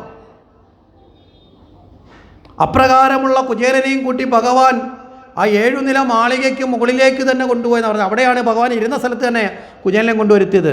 അത്ര ക്ഷീണിച്ചു വന്ന ആളിനെ കൊണ്ട് ഞാൻ മേല് വരെ പോയി താഴത്തെ നിലയിലങ്ങ് ഇരുത്തി കൂടെ? നടക്കാൻ വയ്യാത്ത ആളല്ലേ? ഇവിടെ 7 നില മാളിക എന്താണെന്ന് മനസ്സിലാക്കണം. കെട്ടടമല്ല. ആറാധാരം കിടന്ന് സഹസ്രാര പത്മത്തിലെ പരമാനന്ദ പദമാണ്. ശിവകീർത്തനത്തിൽ പാടുന്നത് പോലെ എളുപ്പമായുള്ള വഴിയെ കടന്ന് ശിവനെ നേടുന്ന പടിയാറും കടന്ന് അവിടെ ചെന്നപ്പോഴുള്ള 7ാമത്തെ സഹസ്രാര പത്മം, ആനന്ദമായ അമൃതം. ആ ആനന്ദത്തിലേക്കാണ് ആരെ കൊണ്ടിരുത്തിയത്? കുചേലനെ. ആ നിമിഷം തന്നെ കുചേലൻ സുചേലനായി മാറി. ഇവിടെ എന്താ കുചേലൻ എന്ന് പറഞ്ഞത്? മുഷിഞ്ഞ ചേല എന്നല്ലേ പറഞ്ഞത്? ഇവിടെ മുഷിഞ്ഞ ചേല എന്നുള്ള അർത്ഥം ഇവിടെ വെച്ച് നമ്മൾ മറക്കണം. ഇനി പുതിയൊരർത്ഥം അതിന് കണ്ടുപിടിക്കണം. എന്താ പുതിയ അർത്ഥം? ഈശ്വരനെ ഇല്ലാത്ത, മനസ്സിലായില്ലേ? ഈശ്വരൻ താമസിക്കാത്ത അല്ലെങ്കിൽ ഈശ്വരനിലേക്ക് എത്തപ്പെടാത്ത ശരീരം മുഴുവൻ മുഷിഞ്ഞ ചേലയാണ്. ആത്മാവിൻ്റെ ചേലയാണ് ഈ ശരീരം. മനസ്സിലാവുന്നുണ്ടോ? ആത്മാവ് ഈ ജന്മത്ത് ധരിച്ചിരിക്കുന്ന വസ്ത്രമാണ്. അതുകൊണ്ടാണ് ഗീതയിൽ ഭഗവാൻ അർജുനെ ഉപദേശിക്കും പറയും, വാംസാംസി ജീർണാനി. അല്ലയോ അർജുന, മുഷിഞ്ഞ വസ്ത്രങ്ങൾ അഴിച്ചു കളഞ്ഞ് ജീവൻ പുതിയ വസ്ത്രം സ്വീകരിക്കുന്നത് പോലെ മാത്രമാണ് ഈ മരണം. ഈ ശരീരം ആത്മാവിൻ്റെ ഒരു വസ്ത്രമാണ്. മനസ്സിലായില്ലേ? നമ്മളിന്ന് രാവിലെ എടുത്ത് വെച്ച് വസ്ത്രം വൈകിട്ട് അഴിച്ചിടുന്നത് കണക്ക് ജനനത്തിലെടുത്ത് ധരിച്ചു, മരണത്തിൽ അഴിച്ചിട്ടു. അതുകൊണ്ടാണ് ഇവിടെ ഗോപികമാരുടെ വസ്ത്രം അപകരിച്ചു കൊണ്ടുപോയിട്ട് ദേഹാഭിമാനബോധം ഇല്ലാതാക്കിയെന്ന് പറഞ്ഞത്. മനസ്സിലായോ? ഭാഗവതത്തിൻ്റെ പ്രധാന ഭാഗങ്ങളൊന്നല്ലേ ഗോപികാ വസ്ത്രാപകരണം? അവിടെ ദേഹാഭിമാനബോധം ഇല്ലാതാക്കി രാസലീലയിലൂടെ ഭഗവാന്റെ ആനന്ദം കൊടുത്തെങ്കിൽ ഇത് രണ്ടും ഒരുമിച്ച് കുചേലന് കൊടുക്കുകയാണ്. അപ്പം ഈശ്വരനെ നേടാത്ത ശരീരങ്ങളെല്ലാം തന്നെ, ഈശ്വരനെ സമർപ്പിച്ച് സ്വന്തമാക്കാത്ത ഈ ശരീരമൊക്കെ തന്നെ വെറും കുചേല വസ്ത്രമാണെന്ന് നമ്മൾ ഓരോരുത്തരും ധരിക്കണം. അല്ലാതെ പുറമേ ഉടുത്തിരിക്കുന്ന മുണ്ടോ സാരിയോ ബ്ലൗസോ പാൻറ്റോ ഒന്നും അല്ല ഇവിടുത്തെ വിഷയം. ഇവിടെ ഭഗവാനെ നേടിയതോടുകൂടി കുചേലൻ ഇല്ല, പിന്നെ ആരായി? സുചേലനായി മാറി. അതുകൊണ്ടാണ് കുചേലനെ ഭഗവാനെ ദർശിച്ചു വരുന്ന കുചേലൻ പുണ്യവാനാവുന്നത്. അതുകൊണ്ടാണ് ഭഗവാൻ തന്നെ കുചേലൻ്റെ പാദപൂജ നടത്തിയ വെള്ളം എടുത്ത് തളിക്കുന്നത്. മനസ്സിലായില്ലേ? തൻ്റെ ഭക്തൻ, തനിക്ക് പ്രിയപ്പെട്ടവൻ മാത്രമല്ല തൻ്റെ യജമാനനും കൂടാണ്. ഭക്തൻ്റെ ദാസനാണ് ഭഗവാൻ. എങ്ങനെയുള്ളത്? പരിപൂർണമായും തന്നിലേക്ക് എത്തപ്പെട്ട ആളുടെ. കുചേലൻ ജീവിതത്തിൻ്റെ പ്രാരാബ്ദങ്ങളെല്ലാം കടന്ന് ഭഗവാനിൽ എത്തപ്പെട്ടു അല്ലേ? എത്തപ്പെടാൻ കാരണം പ്രാരാബ്ദമായിരുന്നു. പ്രാരാബ്ദത്തെ കടക്കാൻ ഒരൊറ്റ വഴിയേ ഉള്ളൂ, ഈശ്വരപാദം മാത്രമേ ഉള്ളൂ. അത് തിരിച്ചറിഞ്ഞു. അവിടെ എത്തപ്പെട്ടപ്പോൾ ഈശ്വര സായുജ്യത്തോടുകൂടി 6 പടി കടന്നിട്ട് 7ാമത്തെ തലത്തിലേക്ക് എത്തി. കാരണം എന്താ? ജീവിതത്തിൽ കടക്കേണ്ട കർമ്മവാസനകളെല്ലാം വിച്ഛേദിച്ചുകൊണ്ട് പ്രാണൻ അതിൻ്റെ ഏറ്റവും ഉയർന്ന ഭാവത്തിൽ പരമസ്വരൂപത്തിലേക്ക് ചേർന്നു, ലയിച്ചു. ഒരർത്ഥത്തിൽ ലയിച്ചു. ഭഗവാനാകട്ടെ കുചേലൻ്റെ പാദം കഴിയാ തീർത്ഥമെടുത്ത് തളിച്ചു. പിന്നെയോ കുചേലൻ എല്ലാവിധമായ പട്ടുവസ്ത്രങ്ങൾ കൊടുത്തുകൊണ്ട് വന്നതൊക്കെ അഴിച്ചു കളയിച്ചു. എല്ലാ പട്ടുവസ്ത്രം കൊടുത്തു. ആഭരണങ്ങൾ മുഴുവൻ, തൻ്റെ ആഭരണങ്ങളും രുക്മിണിയുടെയൊക്കെ ഊരി മേടിച്ചിട്ട് കൊടുത്തു. എല്ലാം കൊടുത്തു, നല്ല ഭക്ഷണവും എല്ലാം കൊടുത്തു. ഒരു മനുഷ്യനെ മോഹിപ്പിക്കാവുന്ന സർവ്വതും കുചേലൻ്റെ മുമ്പിൽ കൊടുത്തില്ലേ? വസ്ത്രങ്ങളായി, ആഭരണമായി, സമ്പത്തായി, ഭക്ഷണമായി. അപ്പം കേവല ബാഹ്യ ദാരിദ്ര്യമാണെങ്കിൽ ആ ദാരിദ്ര്യത്തിൽ നിൽക്കുന്ന ഒരാളിനെ മോഹിപ്പിക്കാൻ ഇത്രയും സാധനം പോരെ? മതി. പക്ഷേ കുചേലൻ കേവല ദാരിദ്ര്യത്തിൽപ്പെട്ട ആളല്ല. അവിടെയാണ് കുചേലനെ വീണ്ടും നമ്മൾ പഠിക്കേണ്ടത്. കേവല ദാരിദ്ര്യത്തിലാണെങ്കിൽ അത്രയും കിട്ടിയപ്പോൾ മതി കൃഷ്ണ, എനിക്ക് ഇത്രയും തന്നെ മതി എന്ന് പറഞ്ഞുകൊണ്ട് സ്വന്തമായിട്ട് പിടിക്കണം. ഇവിടെ അതിലേക്ക് ഒന്നും കുചേലൻ ശ്രദ്ധിച്ചിട്ടില്ല. ഭഗവാൻ ഊരി ഇട്ടുകൊടുക്കുന്നതിലേക്കൊന്നും കുചേലൻ പിടിച്ചു നോക്കുന്നത് പോലുമില്ല. ഇതും തന്നോ എന്ന് നോക്കുന്നില്ല. യഥാർത്ഥത്തിൽ കേവല ദാരിദ്ര്യം നിൽക്കുന്ന ആളാണെങ്കിൽ ഇട്ടത് ഓരോന്നും എടുത്ത് നോക്കത്തില്ലേ? കുചേലൻ അതിലൊന്നും ശ്രദ്ധിക്കുന്നില്ല. കുചേലൻ നിറമിഴികളോടെ ഗുരുകുലത്തിൽ നടന്ന കഥകളും പണ്ടത്തെ സ്മരണകളും അങ്ങോട്ട് പറയുന്നു, ഭഗവാൻ ഇങ്ങോട്ട് പറയുന്നുല്ലേ, ഇങ്ങനെ കഴിഞ്ഞു. ഇതിനിടയ്ക്ക് ചോദിച്ചു, ഒന്നും കൊണ്ടുവന്നില്ലേ, എന്തെങ്കിലും പറയാനുണ്ടോ എന്ന് ചോദിച്ചു. ഒന്നുമില്ല. കാരണം കണ്ടതോടുകൂടി പറച്ചിലൊക്കെ തീർന്നു. ഈ ഉപ്പുവാവ കടലിൻ്റെ ആഴം അളക്കാൻ പോകുന്നത് പോലെ, ഉപ്പുവാവ കടലിൻ്റെ ആഴം അളക്കാൻ വേണ്ടി ചെന്ന് ഉപ്പുവാവ കടലിലേക്ക് വീണ് കഴിഞ്ഞാൽ പിന്നെ ഉപ്പുവാവയുണ്ടോ? ഇല്ല, ലയിച്ചു പോയി. ഇതുപോലെ കുചേലൻ ഭഗവാനിൽ ലയിച്ചു. പിന്നെ എന്തെങ്കിലും പറയാൻ, ഭഗവാനെ നിനക്കറിയാലോ, പിന്നെ ഞാനെന്തിനാ പറയുന്നത്? ഒന്നും പറഞ്ഞിട്ടില്ല. ആവർത്തിച്ച് ചോദിച്ചു. ഇങ്ങോട്ട് വിട്ടപ്പോൾ പ്രാരാബ്ധം കൊണ്ട് ഭാര്യ ഒരു വലിയ ലിസ്റ്റും കൊടുത്താണ് വിട്ടത്. സൂപ്പർ മാർക്കറ്റിൽ പോകുമ്പോൾ മേടിക്കേണ്ട സാധനങ്ങളാണക്ക്. ഈ ലിസ്റ്റും ഇല്ല, ബോധവും ഇല്ല, എല്ലാം മറന്നു, സർവ്വതും മറന്നു, ഭഗവാനിൽ ആനന്ദം കൊണ്ടു. ഇനി ഭഗവാനോ, കുചേലൻ കൊണ്ടുവന്നത് സ്വീകരിക്കുമോ എന്നുള്ള ഭയം കൊണ്ടാണ് കുചേലൻ വരുന്ന സമയത്ത് തന്നെ ഭഗവാൻ ഓടി വരുന്ന കണ്ടപ്പോഴേ കുചേലൻ കൊണ്ടുവന്ന സാധനം എടുത്ത് മാറ്റി വെച്ച് കളഞ്ഞു. കാരണം എന്താ? പണ്ട് ഞാൻ കണ്ട കൃഷ്ണൻ അല്ല ഇപ്പോൾ കണ്ടതെന്ന് തിരിച്ചറിഞ്ഞു. പണ്ട് കണ്ട കൃഷ്ണൻ അവിലും അത്യാവശ്യം താൻ കൊടുക്കുന്നതൊക്കെ സ്വീകരിക്കുക. ഇപ്പോൾ ഇതിനേക്കാളൊക്കെ വലിയ സമ്പത്തിലിരിക്കുന്ന ആൾക്ക് ഇത് ചിലപ്പോൾ കിട്ടുമ്പോൾ ഇതിനോടൊരു പുച്ഛം വന്നാലോ? ഇനി ഭഗവാന് പുച്ഛം വന്നില്ലെങ്കിലും കൂടെയുള്ള ഭക്തിമാർക്ക് പുച്ഛം വന്നാലോ? അതുകൊണ്ട് ഭഗവാൻ നിർബന്ധിച്ച് ചോദിച്ചിട്ട് എന്ത് ചെയ്തു? കുചേലൻ്റെ എല്ലാവിധമായ അപകർഷതയും പൂർണ്ണമായിട്ട് ഇല്ലാതാക്കാൻ ഭഗവാൻ തീരുമാനിച്ചു. ഇവിടെയാണ് ഈശ്വരൻ്റെ ഒരു ധർമ്മം. മാതാവും പിതാവും ഗുരുവും ചേരുമ്പോഴാണ് ഈശ്വരനാവുന്നത്. മാതാപിതാക്കളുടെ കർമ്മം എന്താ? മക്കളെ വളർത്തുന്നതിനോടൊപ്പം അവരുടെ ജീവിതത്തിൽ അനിവാര്യമല്ലാത്ത ഏതെങ്കിലും ഒരു തെറ്റായ ഭാവമുണ്ടെങ്കിൽ അതില്ലാതാക്കുന്നത് മാതാപിതാക്കളല്ലേ? ആണ്. അതേപോലെ തന്നെയാണ് മാതാപിതാക്കളുടെ അതേ കർമ്മം ഒന്നുകൂടി കൂടുതലായി ചെയ്യുന്നതാണ് ഗുരു. അപ്പം അച്ഛനും അമ്മയും ചേർന്നതാണ് ഗുരു. ഇനി അച്ഛനും അമ്മയും ഗുരുവും കൂടി ചേർന്ന് വരുമ്പോഴാണ് ഈശ്വരനായി മാറുന്നത്.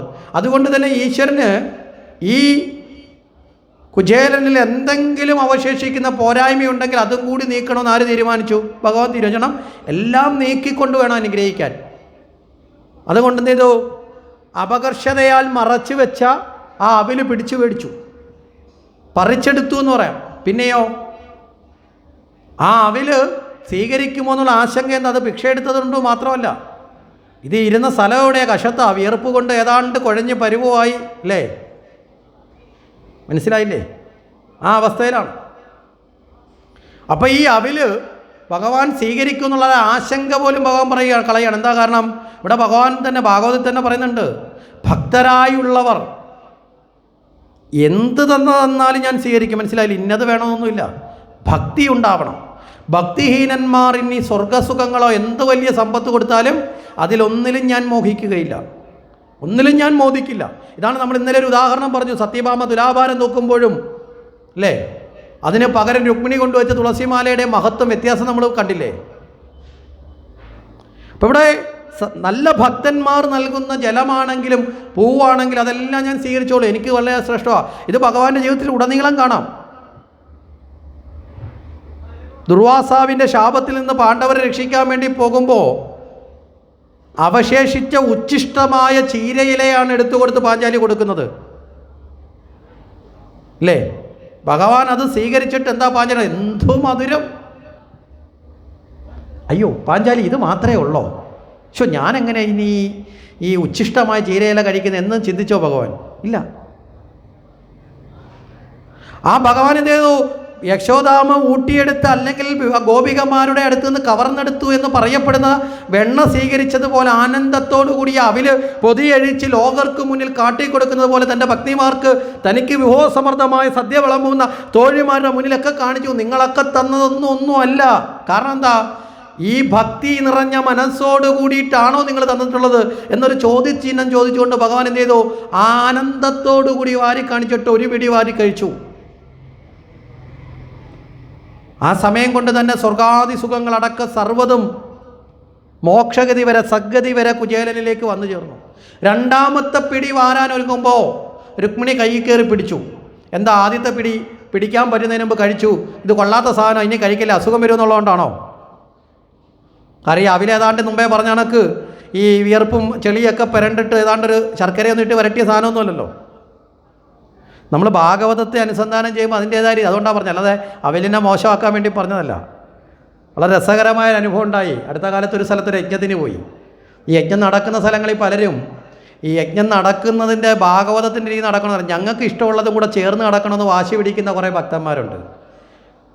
രുക്മിണി സ്വയംവരം ഉണ്ടെങ്കിൽ 2 തിരുവാതിര വേണ്ടേ, പിന്നെ അത് വരുമ്പോൾ ഇത് വേണ്ടേ, ഇതില്ലെങ്കിൽ യജ്ഞം ആവുമോ? മനസ്സിലായില്ലേ? ഇപ്പം വന്ന് യജ്ഞം ഒരു കലാപരിപാടിയായി മാറിയിട്ടുണ്ട്. അതൊന്നും പാടില്ല എന്ന് പറഞ്ഞാൽ പിന്നെ പറയാം ആചാര്യനാൾ ശരിയല്ലെന്ന് പറയും, കൊള്ളത്തില്ലെന്ന് പറയും.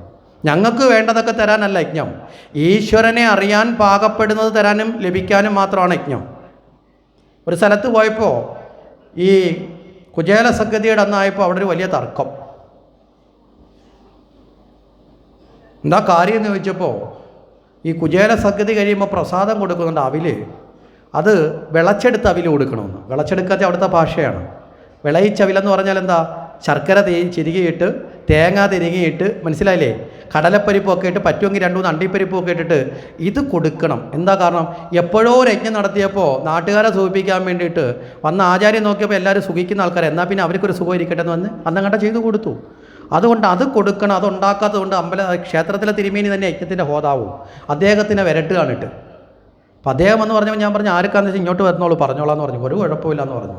ഇവിടെ ആരെയും സന്തോഷിപ്പിക്കാനല്ല യജ്ഞം നടത്താൻ വന്നത്, ആ നാട്ടുകാരെ മൈൻഡ് ചെയ്യാനും അല്ല യജ്ഞം നടത്താൻ വന്നത്. ആകെ മൈൻഡ് ചെയ്യാൻ ഈശ്വരനെ മാത്രമേ ഉള്ളൂ. ആരെയും സന്തോഷിപ്പിക്കാൻ വേണ്ടി നടത്താൻ വന്നാൽ നമുക്ക് ഒരുപാട് ആവശ്യം ഉണ്ടാവില്ലേ? നമ്മുടെ മനോനിലവാരം അനുസരിച്ച് നമുക്ക് ഒരുപാട് ആവശ്യം ഉണ്ടാവും. ചിലപ്പോൾ ചിലർ പറയും ശ്രീകൃഷ്ണൻ ജനിക്കുമ്പോൾ നമുക്കൊരു വെടിക്കെട്ട് നടത്തിയാൽ എന്താ കൊള്ളാം, കാരണം എന്താ? ആഘോഷമല്ലേ, മനസ്സിലായില്ലേ? അവസാനം പിന്നെ കൃഷ്ണൻ ജനിച്ചതറിയാൻ പോവുമോ വെടിക്കെട്ടിൻ്റെ പുറകിൽ പോവുമോ? പണ്ടൊക്കെ ഭാഗവതം കേൾക്കാൻ വരുന്ന ഭക്തർക്ക് വിശപ്പുണ്ടാകാതിരിക്കാൻ അല്പം ഭക്ഷണം കൊടുക്കാൻ തുടങ്ങിയ സമ്പ്രദായമോ ഇപ്പോൾ ഭാഗവതം പോലും കേൾക്കേണ്ട, ഭക്ഷണം കഴിച്ചാൽ മതി യജ്ഞമാണെന്നുള്ള ധാരണയിലേക്ക് നമ്മളങ്ങ് എത്തി. മനസ്സിലായില്ലേ? ഇങ്ങനെ ഓരോന്ന് കൂടിക്കൂടി വരിക. ചിലർ വരുന്നത് ഇപ്പം വെയിൽ കൊണ്ടല്ലേ, എന്നാൽ ഇച്ചിരി നേരം ഇരിക്കില്ല, പന്തലിലെ തണലുണ്ട്, അങ്ങനെ കയറി ഇരിക്കുന്നുണ്ട്. ചിലരോ വയറ് നിറഞ്ഞതല്ലേ ഉള്ളൂ, ഇനി നടക്കാൻ വേണ്ടി ഇച്ചിരി നേരം ഇരുന്നിട്ട് പോകും, അങ്ങനെയും വരുന്നവരുണ്ട്.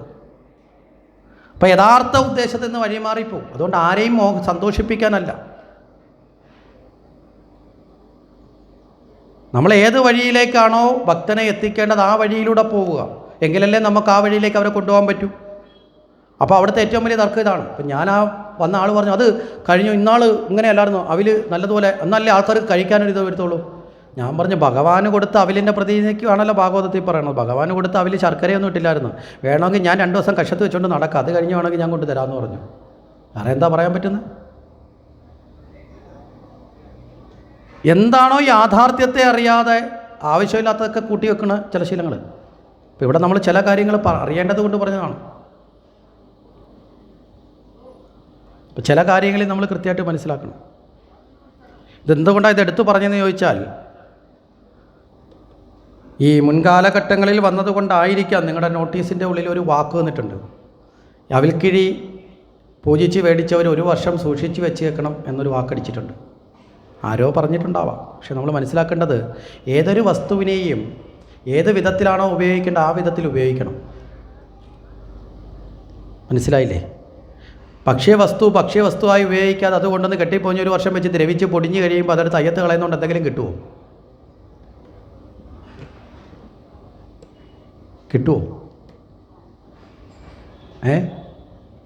അത് ആഹരിക്കാനുള്ളതാണ്. മനസ്സിലായില്ലേ? അത് നമ്മുടെ ഉള്ളിലോട്ട് പോട്ടെ, വെറുതെ മൂലക്കിരുന്ന് പൊടിഞ്ഞു പോകുന്ന എന്തിനാ? നമ്മളെ വീട്ടിലുണ്ടാക്കുന്ന ഭക്ഷ്യപദാർത്ഥത്തിൽ ഏതെങ്കിലും അകത്ത് കൂടിയിട്ടെടുത്ത് അത് ഭക്ഷണമായിട്ടോ അല്ലെങ്കിൽ അല്ലാതെയോ ഭക്ഷണമായിട്ട് കഴിക്കുക. ഒരു വർഷം മുഴുവൻ ഇത് പൊടിഞ്ഞു പോയിട്ട് എന്തോ കിട്ടാൻ? അതിലൊരു നാണയമുണ്ട്, അതും ഒരു വർഷം സൂക്ഷിച്ചിട്ട് തിരിച്ചുകൊണ്ട് ഇടുക ഇടാത്തത് നിങ്ങളുടെ ഇഷ്ടം. എൻ്റെ വ്യക്തിപരമായ അഭിപ്രായത്തിൽ ഞാൻ മനസ്സിലാക്കിയ ആശയത്തിൽ ഏറ്റവും നല്ലത് നിങ്ങളുടെ ജീവിതത്തിൽ ഏതെങ്കിലും സത്കർമ്മത്തിന് ഉപയോഗിക്കുന്ന ധനത്തിൻ്റെ കൂടെ അതും കൂടെ ചേർത്ത് വെച്ച് ഉപയോഗിക്കുക, ഐശ്വര്യം കിട്ടും. അതല്ലേ നല്ലത്. നമുക്ക് ബുദ്ധി തന്നിട്ടില്ലേ ഭഗവാൻ, നമ്മുടെ യുക്തി തന്നിട്ടില്ല. ആരോ ആയിക്കോട്ടെ. അപ്പോൾ ചോദിക്കും, ഇത് മുമ്പ് വന്ന ആചാര്യം പഠിപ്പിച്ചാണല്ലോ. അപ്പോൾ ഒന്ന് ചോദിച്ചാൽ, ആര് പഠിപ്പിച്ചാലും ഞാനിവിടെ ഇരുന്ന് ഇത്രയും പറഞ്ഞാലും അത് സ്വീകരിക്കുന്നതിൽ എന്തൊക്കെ സ്വീകരിക്കണോ തീരുമാനിക്കേണ്ടതാരാ? നിങ്ങളാണ്. ഭഗവാൻ അർജുനനോട് നേരിട്ട് ഉപദേശിക്കുന്ന സമയത്ത് പോലും പറയാം, അർജുന, ഞാൻ പറഞ്ഞത് മുഴുവൻ നീ അപ്പാടെ സ്വീകരിക്കണമെന്ന് എനിക്ക് നിർബന്ധമില്ല. പിന്നെയോ വിമർശയിക അശേഷേണ, നീ അതിനെ സ്വന്തം ബുദ്ധി ഉപയോഗിച്ചുകൊണ്ട് ചിന്തിച്ച് സ്വീകരിക്കുക. ഇല്ലേ? അതിലേ വേണ്ടത്. ഇല്ലെങ്കിൽ നമ്മൾ ചിലപ്പോൾ ബുദ്ധിമാന്മാരാണെന്ന് വിചാരിക്കുന്ന പലരും വഴികാട്ടിയാണെന്ന് വിചാരിച്ച് ചിലപ്പോൾ അവർ വഴികാട്ടിയെടുത്ത് അവർ ചിലപ്പോൾ തിരിച്ചറിയും കുറേ കഴിയുമ്പോൾ അവരെ വഴി ശരിയല്ലെന്ന്. അപ്പോഴത്തേക്ക് തന്നെ നമ്മൾ ആ വഴി കൂടെ പോകും. അവർ തിരിച്ചറിഞ്ഞ് അവർ ചിലപ്പോൾ തിരിച്ചു പോകും, നമ്മൾ പോവില്ല, നമ്മളവിടെ പെട്ടുപോകും. ഈ അടുത്ത കാലത്ത് ശാസ്ത്രലോകത്തിൽ പോലും അങ്ങനെ അബദ്ധം ഉണ്ടായി. വലിയൊരു ശാസ്ത്ര കണ്ടുപിടുത്തം ഉണ്ടായി. മുഴുവൻ ശാസ്ത്രത്തിൻ്റെയും ഗതി തിരിച്ചുവിട്ട തമോഗർത്ത സിദ്ധാന്തം വലിയ കണ്ടുപിടുത്തമായിരുന്നു. നിരവധി പേര് ആൾക്കാർ റാങ്ക് നേടിയതും പരീക്ഷയ്ക്ക് പാസ്സായതിനകത്തൊക്കെ ഈ തമോഗർത്ത സിദ്ധാന്തം നിലവിലുണ്ടായിരുന്നു. ഇത് കണ്ടുപിടിച്ച ആൾ തന്നെ കുറേ നാൾ കഴിഞ്ഞപ്പോൾ പറഞ്ഞു, അത് വളരെ തെറ്റായി പോയെന്ന് എനിക്കിപ്പോൾ മനസ്സിലായിരുന്നു. മനസ്സിലായില്ലേ? ഒരു 30 വർഷക്കാലം നമ്മുടെ കോളേജിൽ അധ്യാപകന്മാർ മുഴുവൻ പഠിപ്പിച്ച സിദ്ധാന്തം ഏതായിരുന്നു? തമോഗർത്തമായിരുന്നു. പലപ്പോഴും അങ്ങനെയൊക്കെ സംഭവിക്കാറുണ്ട്. പണ്ട് കാലത്ത് നമ്മളൊക്കെ പഠിച്ചപ്പോൾ ഒരു വസ്തുവിന് 3 അവസ്ഥകളായിട്ടുണ്ടായിരുന്നത്: ഖരം, ദ്രാവകം, വാതകം, ഇല്ലേ? പക്ഷേ ഇപ്പോൾ കുട്ടികൾ പഠിക്കുക 3 ഉള്ളത്. ഇന്ന് 3 എഴുതി വെച്ചാൽ മാർക്ക് കൊടുക്കില്ല, ഇന്ന് 5 എഴുതണം. അതൊക്കെ മാറ്റം വരും. ശരി, അപ്പോൾ ഇവിടെ നിന്ന് സൂചിപ്പിച്ചു എന്ന് മാത്രമേ ഉള്ളൂ. അപ്പോൾ ഇവിടെ ഈ രണ്ടാമത് വാര്യപ്പ് എന്തുകൊണ്ടാണ് പിടിച്ചത്? ഇവിടെ വലിയ ഒരു തത്വത്തിലേക്ക്, ഭഗവാന്റെ കാരുണ്യം അനവധി തവണ ഒരാളിലേക്ക് വരേണ്ട ആവശ്യമില്ല. ഉണ്ടോ? ഒരു തവണ വന്നാൽ മതി. കുചേലൻ ഏകദേശം സദ്ബോധത്തിലെത്തപ്പെട്ടു, സുചേലനായി മാറി. ഇനി അടുത്ത പിടി വാരിയാൽ കുചേലൻ ഇല്ലാണ്ടാവും. മനസ്സിലായില്ലേ? ഇനി കുചേലൻ ഇല്ലാണ്ടാവും, ഭഗവാനിൽ ലയിക്കും. ആ നിമിഷം ഭഗവാനിലേക്ക് ലയിക്കും. അങ്ങനെയാണെങ്കിൽ തിരിച്ച് വീട്ടിൽ പോകാൻ ആളുണ്ടോ? മനസ്സിലായില്ലേ? അത് കുചേലൻ ഭഗവാനിലേക്ക് ലയിക്കും. കാരണം മോക്ഷത്തിലെത്താനുള്ള സംഗതിയായി. അടുത്ത മോക്ഷമാണ്, മോക്ഷത്തിലെത്തി. അടുത്തത് പിന്നെന്താ പറഞ്ഞാൽ ലയനമാണ്. അത് മോക്ഷത്തിനപ്പുറത്ത് പിന്നെ വേറൊരു പദവില്ലല്ലോ. പിന്നെ അതിൽ ലയിക്കൽ മാത്രമേ ഉള്ളൂ. ജീവിതത്തിൻ്റെ അവസാനത്തെ പടി എത്തി. അവസാനത്തെ പടി കഴിഞ്ഞാൽ പിന്നെ ഏതാ? മട്ടുപ്പാവ. അത് ഭഗവാനാണ്, ഭഗവാന്റെ സ്വരൂപമാണ്. അതറിയാവുന്നതുകൊണ്ടാണ് രുക്മിണി അവിടെ തടഞ്ഞത്. ഇത് കഴിഞ്ഞു കുചേലൻ അന്ന് രാത്രി മുഴുവൻ ഭഗവാനോട് കഴിഞ്ഞു. പിറ്റേന്ന് പ്രഭാതത്തിൽ തിരികെ പോകാനുള്ള തയ്യാറെടുപ്പിലായി. കുചേലനല്ല തയ്യാറെടുത്തത്. ഭഗവാൻ അങ്ങോട്ട് ചോദിച്ചു, അല്ല പോകുന്നില്ലേ, ഇവിടെ തന്നെ അങ്ങ് കൂടാൻ തീരുമാനിച്ചോ? നമ്മളെ വീട്ടിൽ ഒരു ബന്ധു വന്നാൽ അല്ലേ, ഒരു ദിവസം കഴിയുമ്പോൾ നമ്മൾ ചോദിക്കത്തില്ലേ, പോകുന്നില്ലേ, എപ്പോഴാണ് ടിക്കറ്റ്? അല്ല, ഞാനൊരു 5-6 ദിവസം. അയ്യോ, നാളെ ഞങ്ങൾക്കൊരു കല്യാണം ഉണ്ടേ. എന്താ കാര്യം? പൊക്കോ. ആ അർത്ഥത്തിലല്ല ഭഗവാൻ ചോദിച്ചത്. ഭഗവാൻ ഇവിടെ ഒരു ദുർബലത വന്നു. എന്താ ദുർബലത? ഭഗവാന്റെ ഏറ്റവും വലിയ വീക്ക്നെസ് ഭക്തനാണ്. മുമ്പേ നമ്മൾ പറഞ്ഞു എല്ലാ ദൗർബല്യങ്ങളെയും മാറ്റണമെന്ന് പറഞ്ഞു ഭഗവാൻ, അല്ലേ? പക്ഷേ ഇവിടെ ഭഗവാൻ ഒരു വീക്ക്നെസ് ഉണ്ട്. ആ വീക്ക്നെസ് ഭക്തനാണ്. അതാണ് അംബരീഷൻ്റെ കാര്യത്തിലൊക്കെ നമ്മൾ പറഞ്ഞപ്പോൾ വന്നത്. പ്രഹ്ലാദൻ്റെ കാര്യത്തിൽ നമ്മൾ പറഞ്ഞു, അസാധ്യമായ തൂണിനകത്ത് പോലും ഭഗവാൻ മനുഷ്യനുമല്ല മൃഗവുമല്ലാത്ത രൂപം വരെ ധരിക്കേണ്ടി വന്നു. എന്തിനു വേണ്ടിയിട്ടാണ്? ഭക്തന് വേണ്ടിയിട്ടാണ്. ഭഗവാന്റെ വീക്ക്നെസ് ഭക്തനാണ്. ഭക്തി ഭഗവാനിലേക്ക് പിടിക്കാനുള്ളൊരു വള്ളിയാണ്. അപ്പോൾ ആ വീക്ക്നെസ്സിലാണ് ആര് നിൽക്കുന്നത്? ഇപ്പോൾ കുചേലൻ നിൽക്കുന്നത്. ഭഗവാൻ ആ വീക്ക്നെസ് അനുഭവിച്ചു തുടങ്ങി. ഇനി കുചേലൻ കൂടുതൽ നേരം തന്നോടൊപ്പം കഴിഞ്ഞാൽ, കുചേലൻ പോയാൽ താൻ കരയുമോ എന്ന് ഭഗവാൻ ഒരു സംശയം. കാരണം ജനിച്ചിട്ട് ഒരിക്കൽ പോലും കരയാത്ത ആളാണ് ആര്? ഭഗവാൻ. കുചേലനെ കണ്ട സമയത്ത് മാത്രമേ ഉള്ളൂ ഭഗവാന്റെ കണ്ണിൽ നിന്ന് 2 തുള്ളി കണ്ണുനീര് വന്നു എന്ന് ഭാഗവതത്തിലൊക്കെ ചില ആചാര്യന്മാർ വർണ്ണിക്കുന്നത്. ജീവിതത്തിലല്ലാതെ ഒരു സമയത്ത് കരഞ്ഞിട്ടില്ല. സ്വന്തം മക്കൾ പോലും ഇല്ലാണ്ടാകുന്ന അവസ്ഥയിൽ പോലും ഭഗവാൻ കരഞ്ഞിട്ടില്ല. ഉണ്ടോ? ഒന്നും കരഞ്ഞിട്ടില്ല. അപ്പം ഭക്തിയാണ് ഭഗവാന്റെ ഏറ്റവും പ്രധാനപ്പെട്ട ദുർബലത. അപ്പം ഇനി കുചേലനോടൊപ്പം നിന്നാൽ കുചേലൻ യാത്ര പറയുമ്പോൾ താൻ ചിലപ്പോൾ തകർന്നു പോകുമോ എന്നുള്ളൊരു ഭാവം ഭഗവാന് വന്നു. കാരണം അത്ര കണ്ട് ആ കുചേലനുമായിട്ട് അങ്ങ് ചേരാൻ തുടങ്ങി ഭഗവാൻ. അതുകൊണ്ട് എന്ത് ചെയ്തു? വളരെ വേഗത്തിൽ കുചേലനെ തിരിച്ചു വിട്ടേക്കണം. മമത കൂടണ്ട, ഇനി വിട്ടേക്കാൻ വെച്ചു. അതുകൊണ്ട് അങ്ങോട്ട് ചോദിച്ചു. കുചേലൻ ഒന്നും മിണ്ടിയില്ല. ഭഗവാൻ പറഞ്ഞാൽ പൊക്കോളാം, ഇവിടെ നിൽക്കാൻ പറഞ്ഞാൽ ഇവിടെ നിൽക്കാം. മനസ്സിലായില്ല? എല്ലാം മറന്നാ നിൽക്കുന്നത്. ആ അവസ്ഥയിൽ നിൽക്കുമ്പോൾ ഭഗവാൻ എന്ത് ചെയ്തു? ഭഗവാൻ അടുത്ത ഒരു ക്രൂരത കാട്ടി. കുചേലൻ ഇട്ടുകൊടുത്ത ആഭരണം എല്ലാം ഇനി ഊരി മേടിച്ചു. ഒറ്റ രാത്രിയിലുള്ളായിരുന്നു കോടീശ്വരൻ. 1 man ഷോ, 1 day ഷോ എന്നൊക്കെ പറയാം. എല്ലാം ഇനി ഊരി മേടിച്ചു. അത് കഴിഞ്ഞ് ഉടുക്കാൻ കൊടുത്ത വസ്ത്രം വരെ ഇനി അഴിച്ചു മേടിച്ചു. എന്തൊരു ക്രൂരതയാണ്, മനസ്സിലായില്ലേ? ഉടുക്കാൻ കൊടുത്ത പട്ട് കോണകം വരെ ഇനി അഴിച്ചു മേടിച്ചു. അതുവരെ കൊടുത്തില്ല, ഒന്നും കൊടുത്തില്ല. എന്നിട്ടോ തലേന്ന് ഉടുത്തോണ്ട് വന്നപ്പോൾ ഇങ്ങോട്ട് വന്ന സാധനം മുഴുവൻ എടുത്ത് മൂലക്കിട്ടിട്ടുണ്ടായിരുന്നു. അത് മൊത്തം എടുത്തുകൊണ്ട് വന്ന് കൊടുത്തിട്ട് പറഞ്ഞ് ഉടുത്തോളാൻ പറഞ്ഞു. ഒറ്റ ദിവസത്തെ ഫാൻസി ഡ്രസ്സ് കഴിയുക, വീട്ടിൽ പോയിക്കോളാനും പറഞ്ഞു. ഇവിടെ ഭഗവാന്റെ ഒരു പരീക്ഷണമാണ്.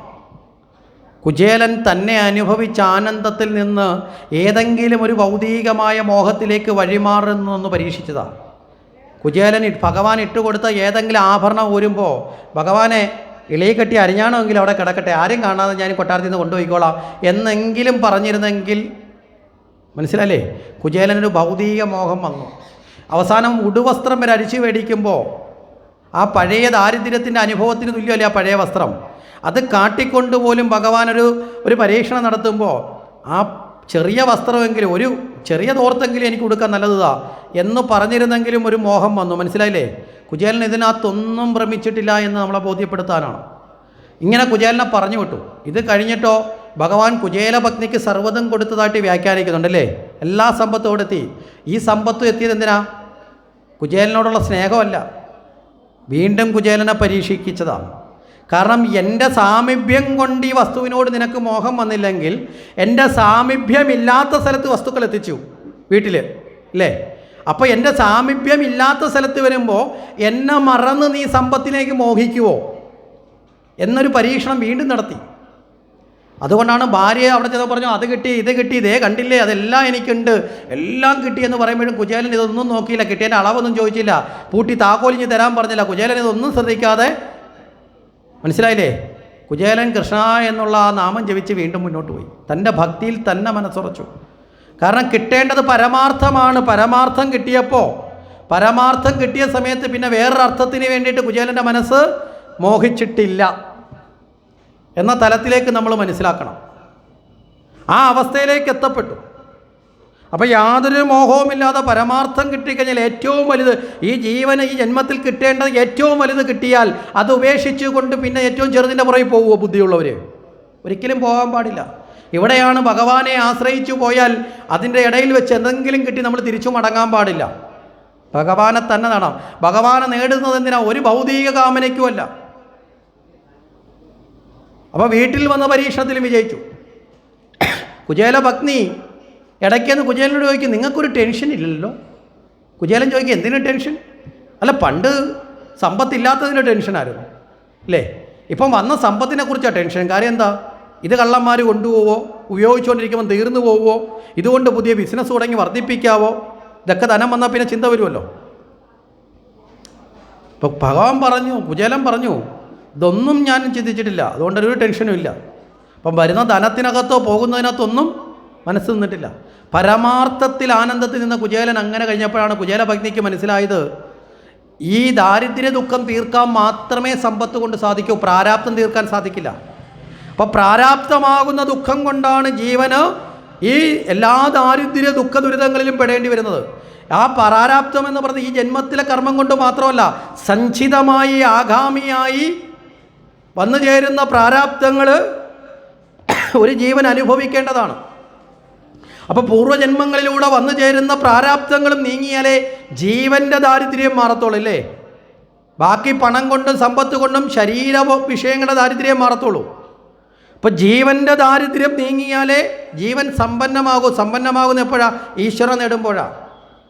അപ്പോൾ ആ ജീവൻ്റെ പ്രാരാബ്ധമാകുന്ന ദാരിദ്ര്യം നീങ്ങണമെങ്കിൽ പരിപൂർണ ആനന്ദമായി ഭഗവാനിൽ നിൽക്കണം. ഇത് മനസ്സിലാക്കുന്ന കുചേലഭഗ്നി ഉൾപ്പെടെ കുചേലനോടൊപ്പം എല്ലാം വെടിഞ്ഞ് ഭഗവാന്റെ നാമം ജപിച്ച സമ്പത്തൊക്കെ മറ്റുള്ളവർക്ക് കൊടുത്തിട്ട് യാത്ര ചെയ്യുന്നുണ്ട്. അതാണ് സദ്ഗതി. മനസ്സിലാവുന്നുണ്ടോ? ഒരിക്കൽ പോലും ഭഗവാനിൽ നിന്ന് മനസ്സ് മറ്റൊരു വസ്തുവിലേക്കും പോകാതെ ഭഗവാനിൽ മാത്രം ആശ്രയിച്ച് ആ ഭഗവാനിൽ ആനന്ദം കാണുന്ന ജീവനാണ് സദ്ഗതി നേടിയത്, അല്ലാതെ സമ്പത്ത് കൊണ്ടല്ല. പറഞ്ഞൊരാശയം മനസ്സിലായോ? ഈ നിലയിലേക്ക് പോകാനാണ് ഭാഗവതത്തിൽ ഒരു പരമദരിദ്രനെ ഭഗവാന്റെ പരമഭക്തനാക്കി മാറ്റിയത്. പരമദാരിദ്ര്യം എന്തുകൊണ്ടായിരുന്നു? പരമദാരിദ്ര്യം പ്രാരാബ്ധം കൊണ്ടായിരുന്നു. മനസ്സിലായില്ലേ? പരമസമ്പന്നനാക്കി സുജേലനാക്കി മാറ്റിയെന്നുകൊണ്ടാ ഭഗവാനെ നേടുന്നതിലൂടെ പരമസമ്പന്നനുമാക്കി മാറ്റി. അപ്പോൾ നമ്മൾ നമ്മുടെ പ്രാരാബ്ധങ്ങളെ മുഴുവൻ വെടിഞ്ഞ് ഭഗവാനാകുന്ന ഏകാശ്രയ ബോധത്തിൽ മറ്റൊന്നിലേക്കും മനസ്സ് ചെന്നു ചേരാതെ ഭഗവാനെ ആശ്രയിക്കേണ്ടത് എങ്ങനെയാണ് എന്നത് ചേർക്കാനാണ് ഭാഗവതത്തിൻ്റെ ഏറ്റവും ഒടുവിൽ ഭഗവാന്റെ കഥ പറഞ്ഞ് പോലും തൃപ്തി പൂർണ്ണമായും ആയോ എന്നൊരു സംശയം വന്ന ശ്രീശുകൻ പിന്നെ പരമഭക്തനായ പ്രിയപ്പെട്ട, കാരണം ഭഗവാനെ നേടുന്നതോടുകൂടി മഹാപുണ്യവാനായി ശ്രേഷ്ഠനായി കുചേലൻ മാറി. അതുകൊണ്ടാണ് തുടക്കത്തിൽ പറഞ്ഞത് ഭഗവാന്റെ ഉത്തമ സുഹൃത്ത് അല്ലേ, ആ അവസ്ഥയിലേക്കാണ് അവസാനം എത്തിച്ചേർന്നത് എന്നുകൂടി മനസ്സിലാക്കുക. ഇതിൽ നിന്ന് നമ്മുടെ ജീവിതത്തിൽ സ്വീകരിക്കേണ്ട വഴികളെ സ്വീകരിച്ച് മുന്നോട്ട് യാത്ര തിരിക്കാൻ നമുക്കാകട്ടെ എന്ന് പ്രാർത്ഥിച്ചുകൊണ്ട് നമുക്ക് ഈ കുചേല വൃത്തത്തോടു കൂടി നമുക്ക് അവസാനിപ്പിക്കാം.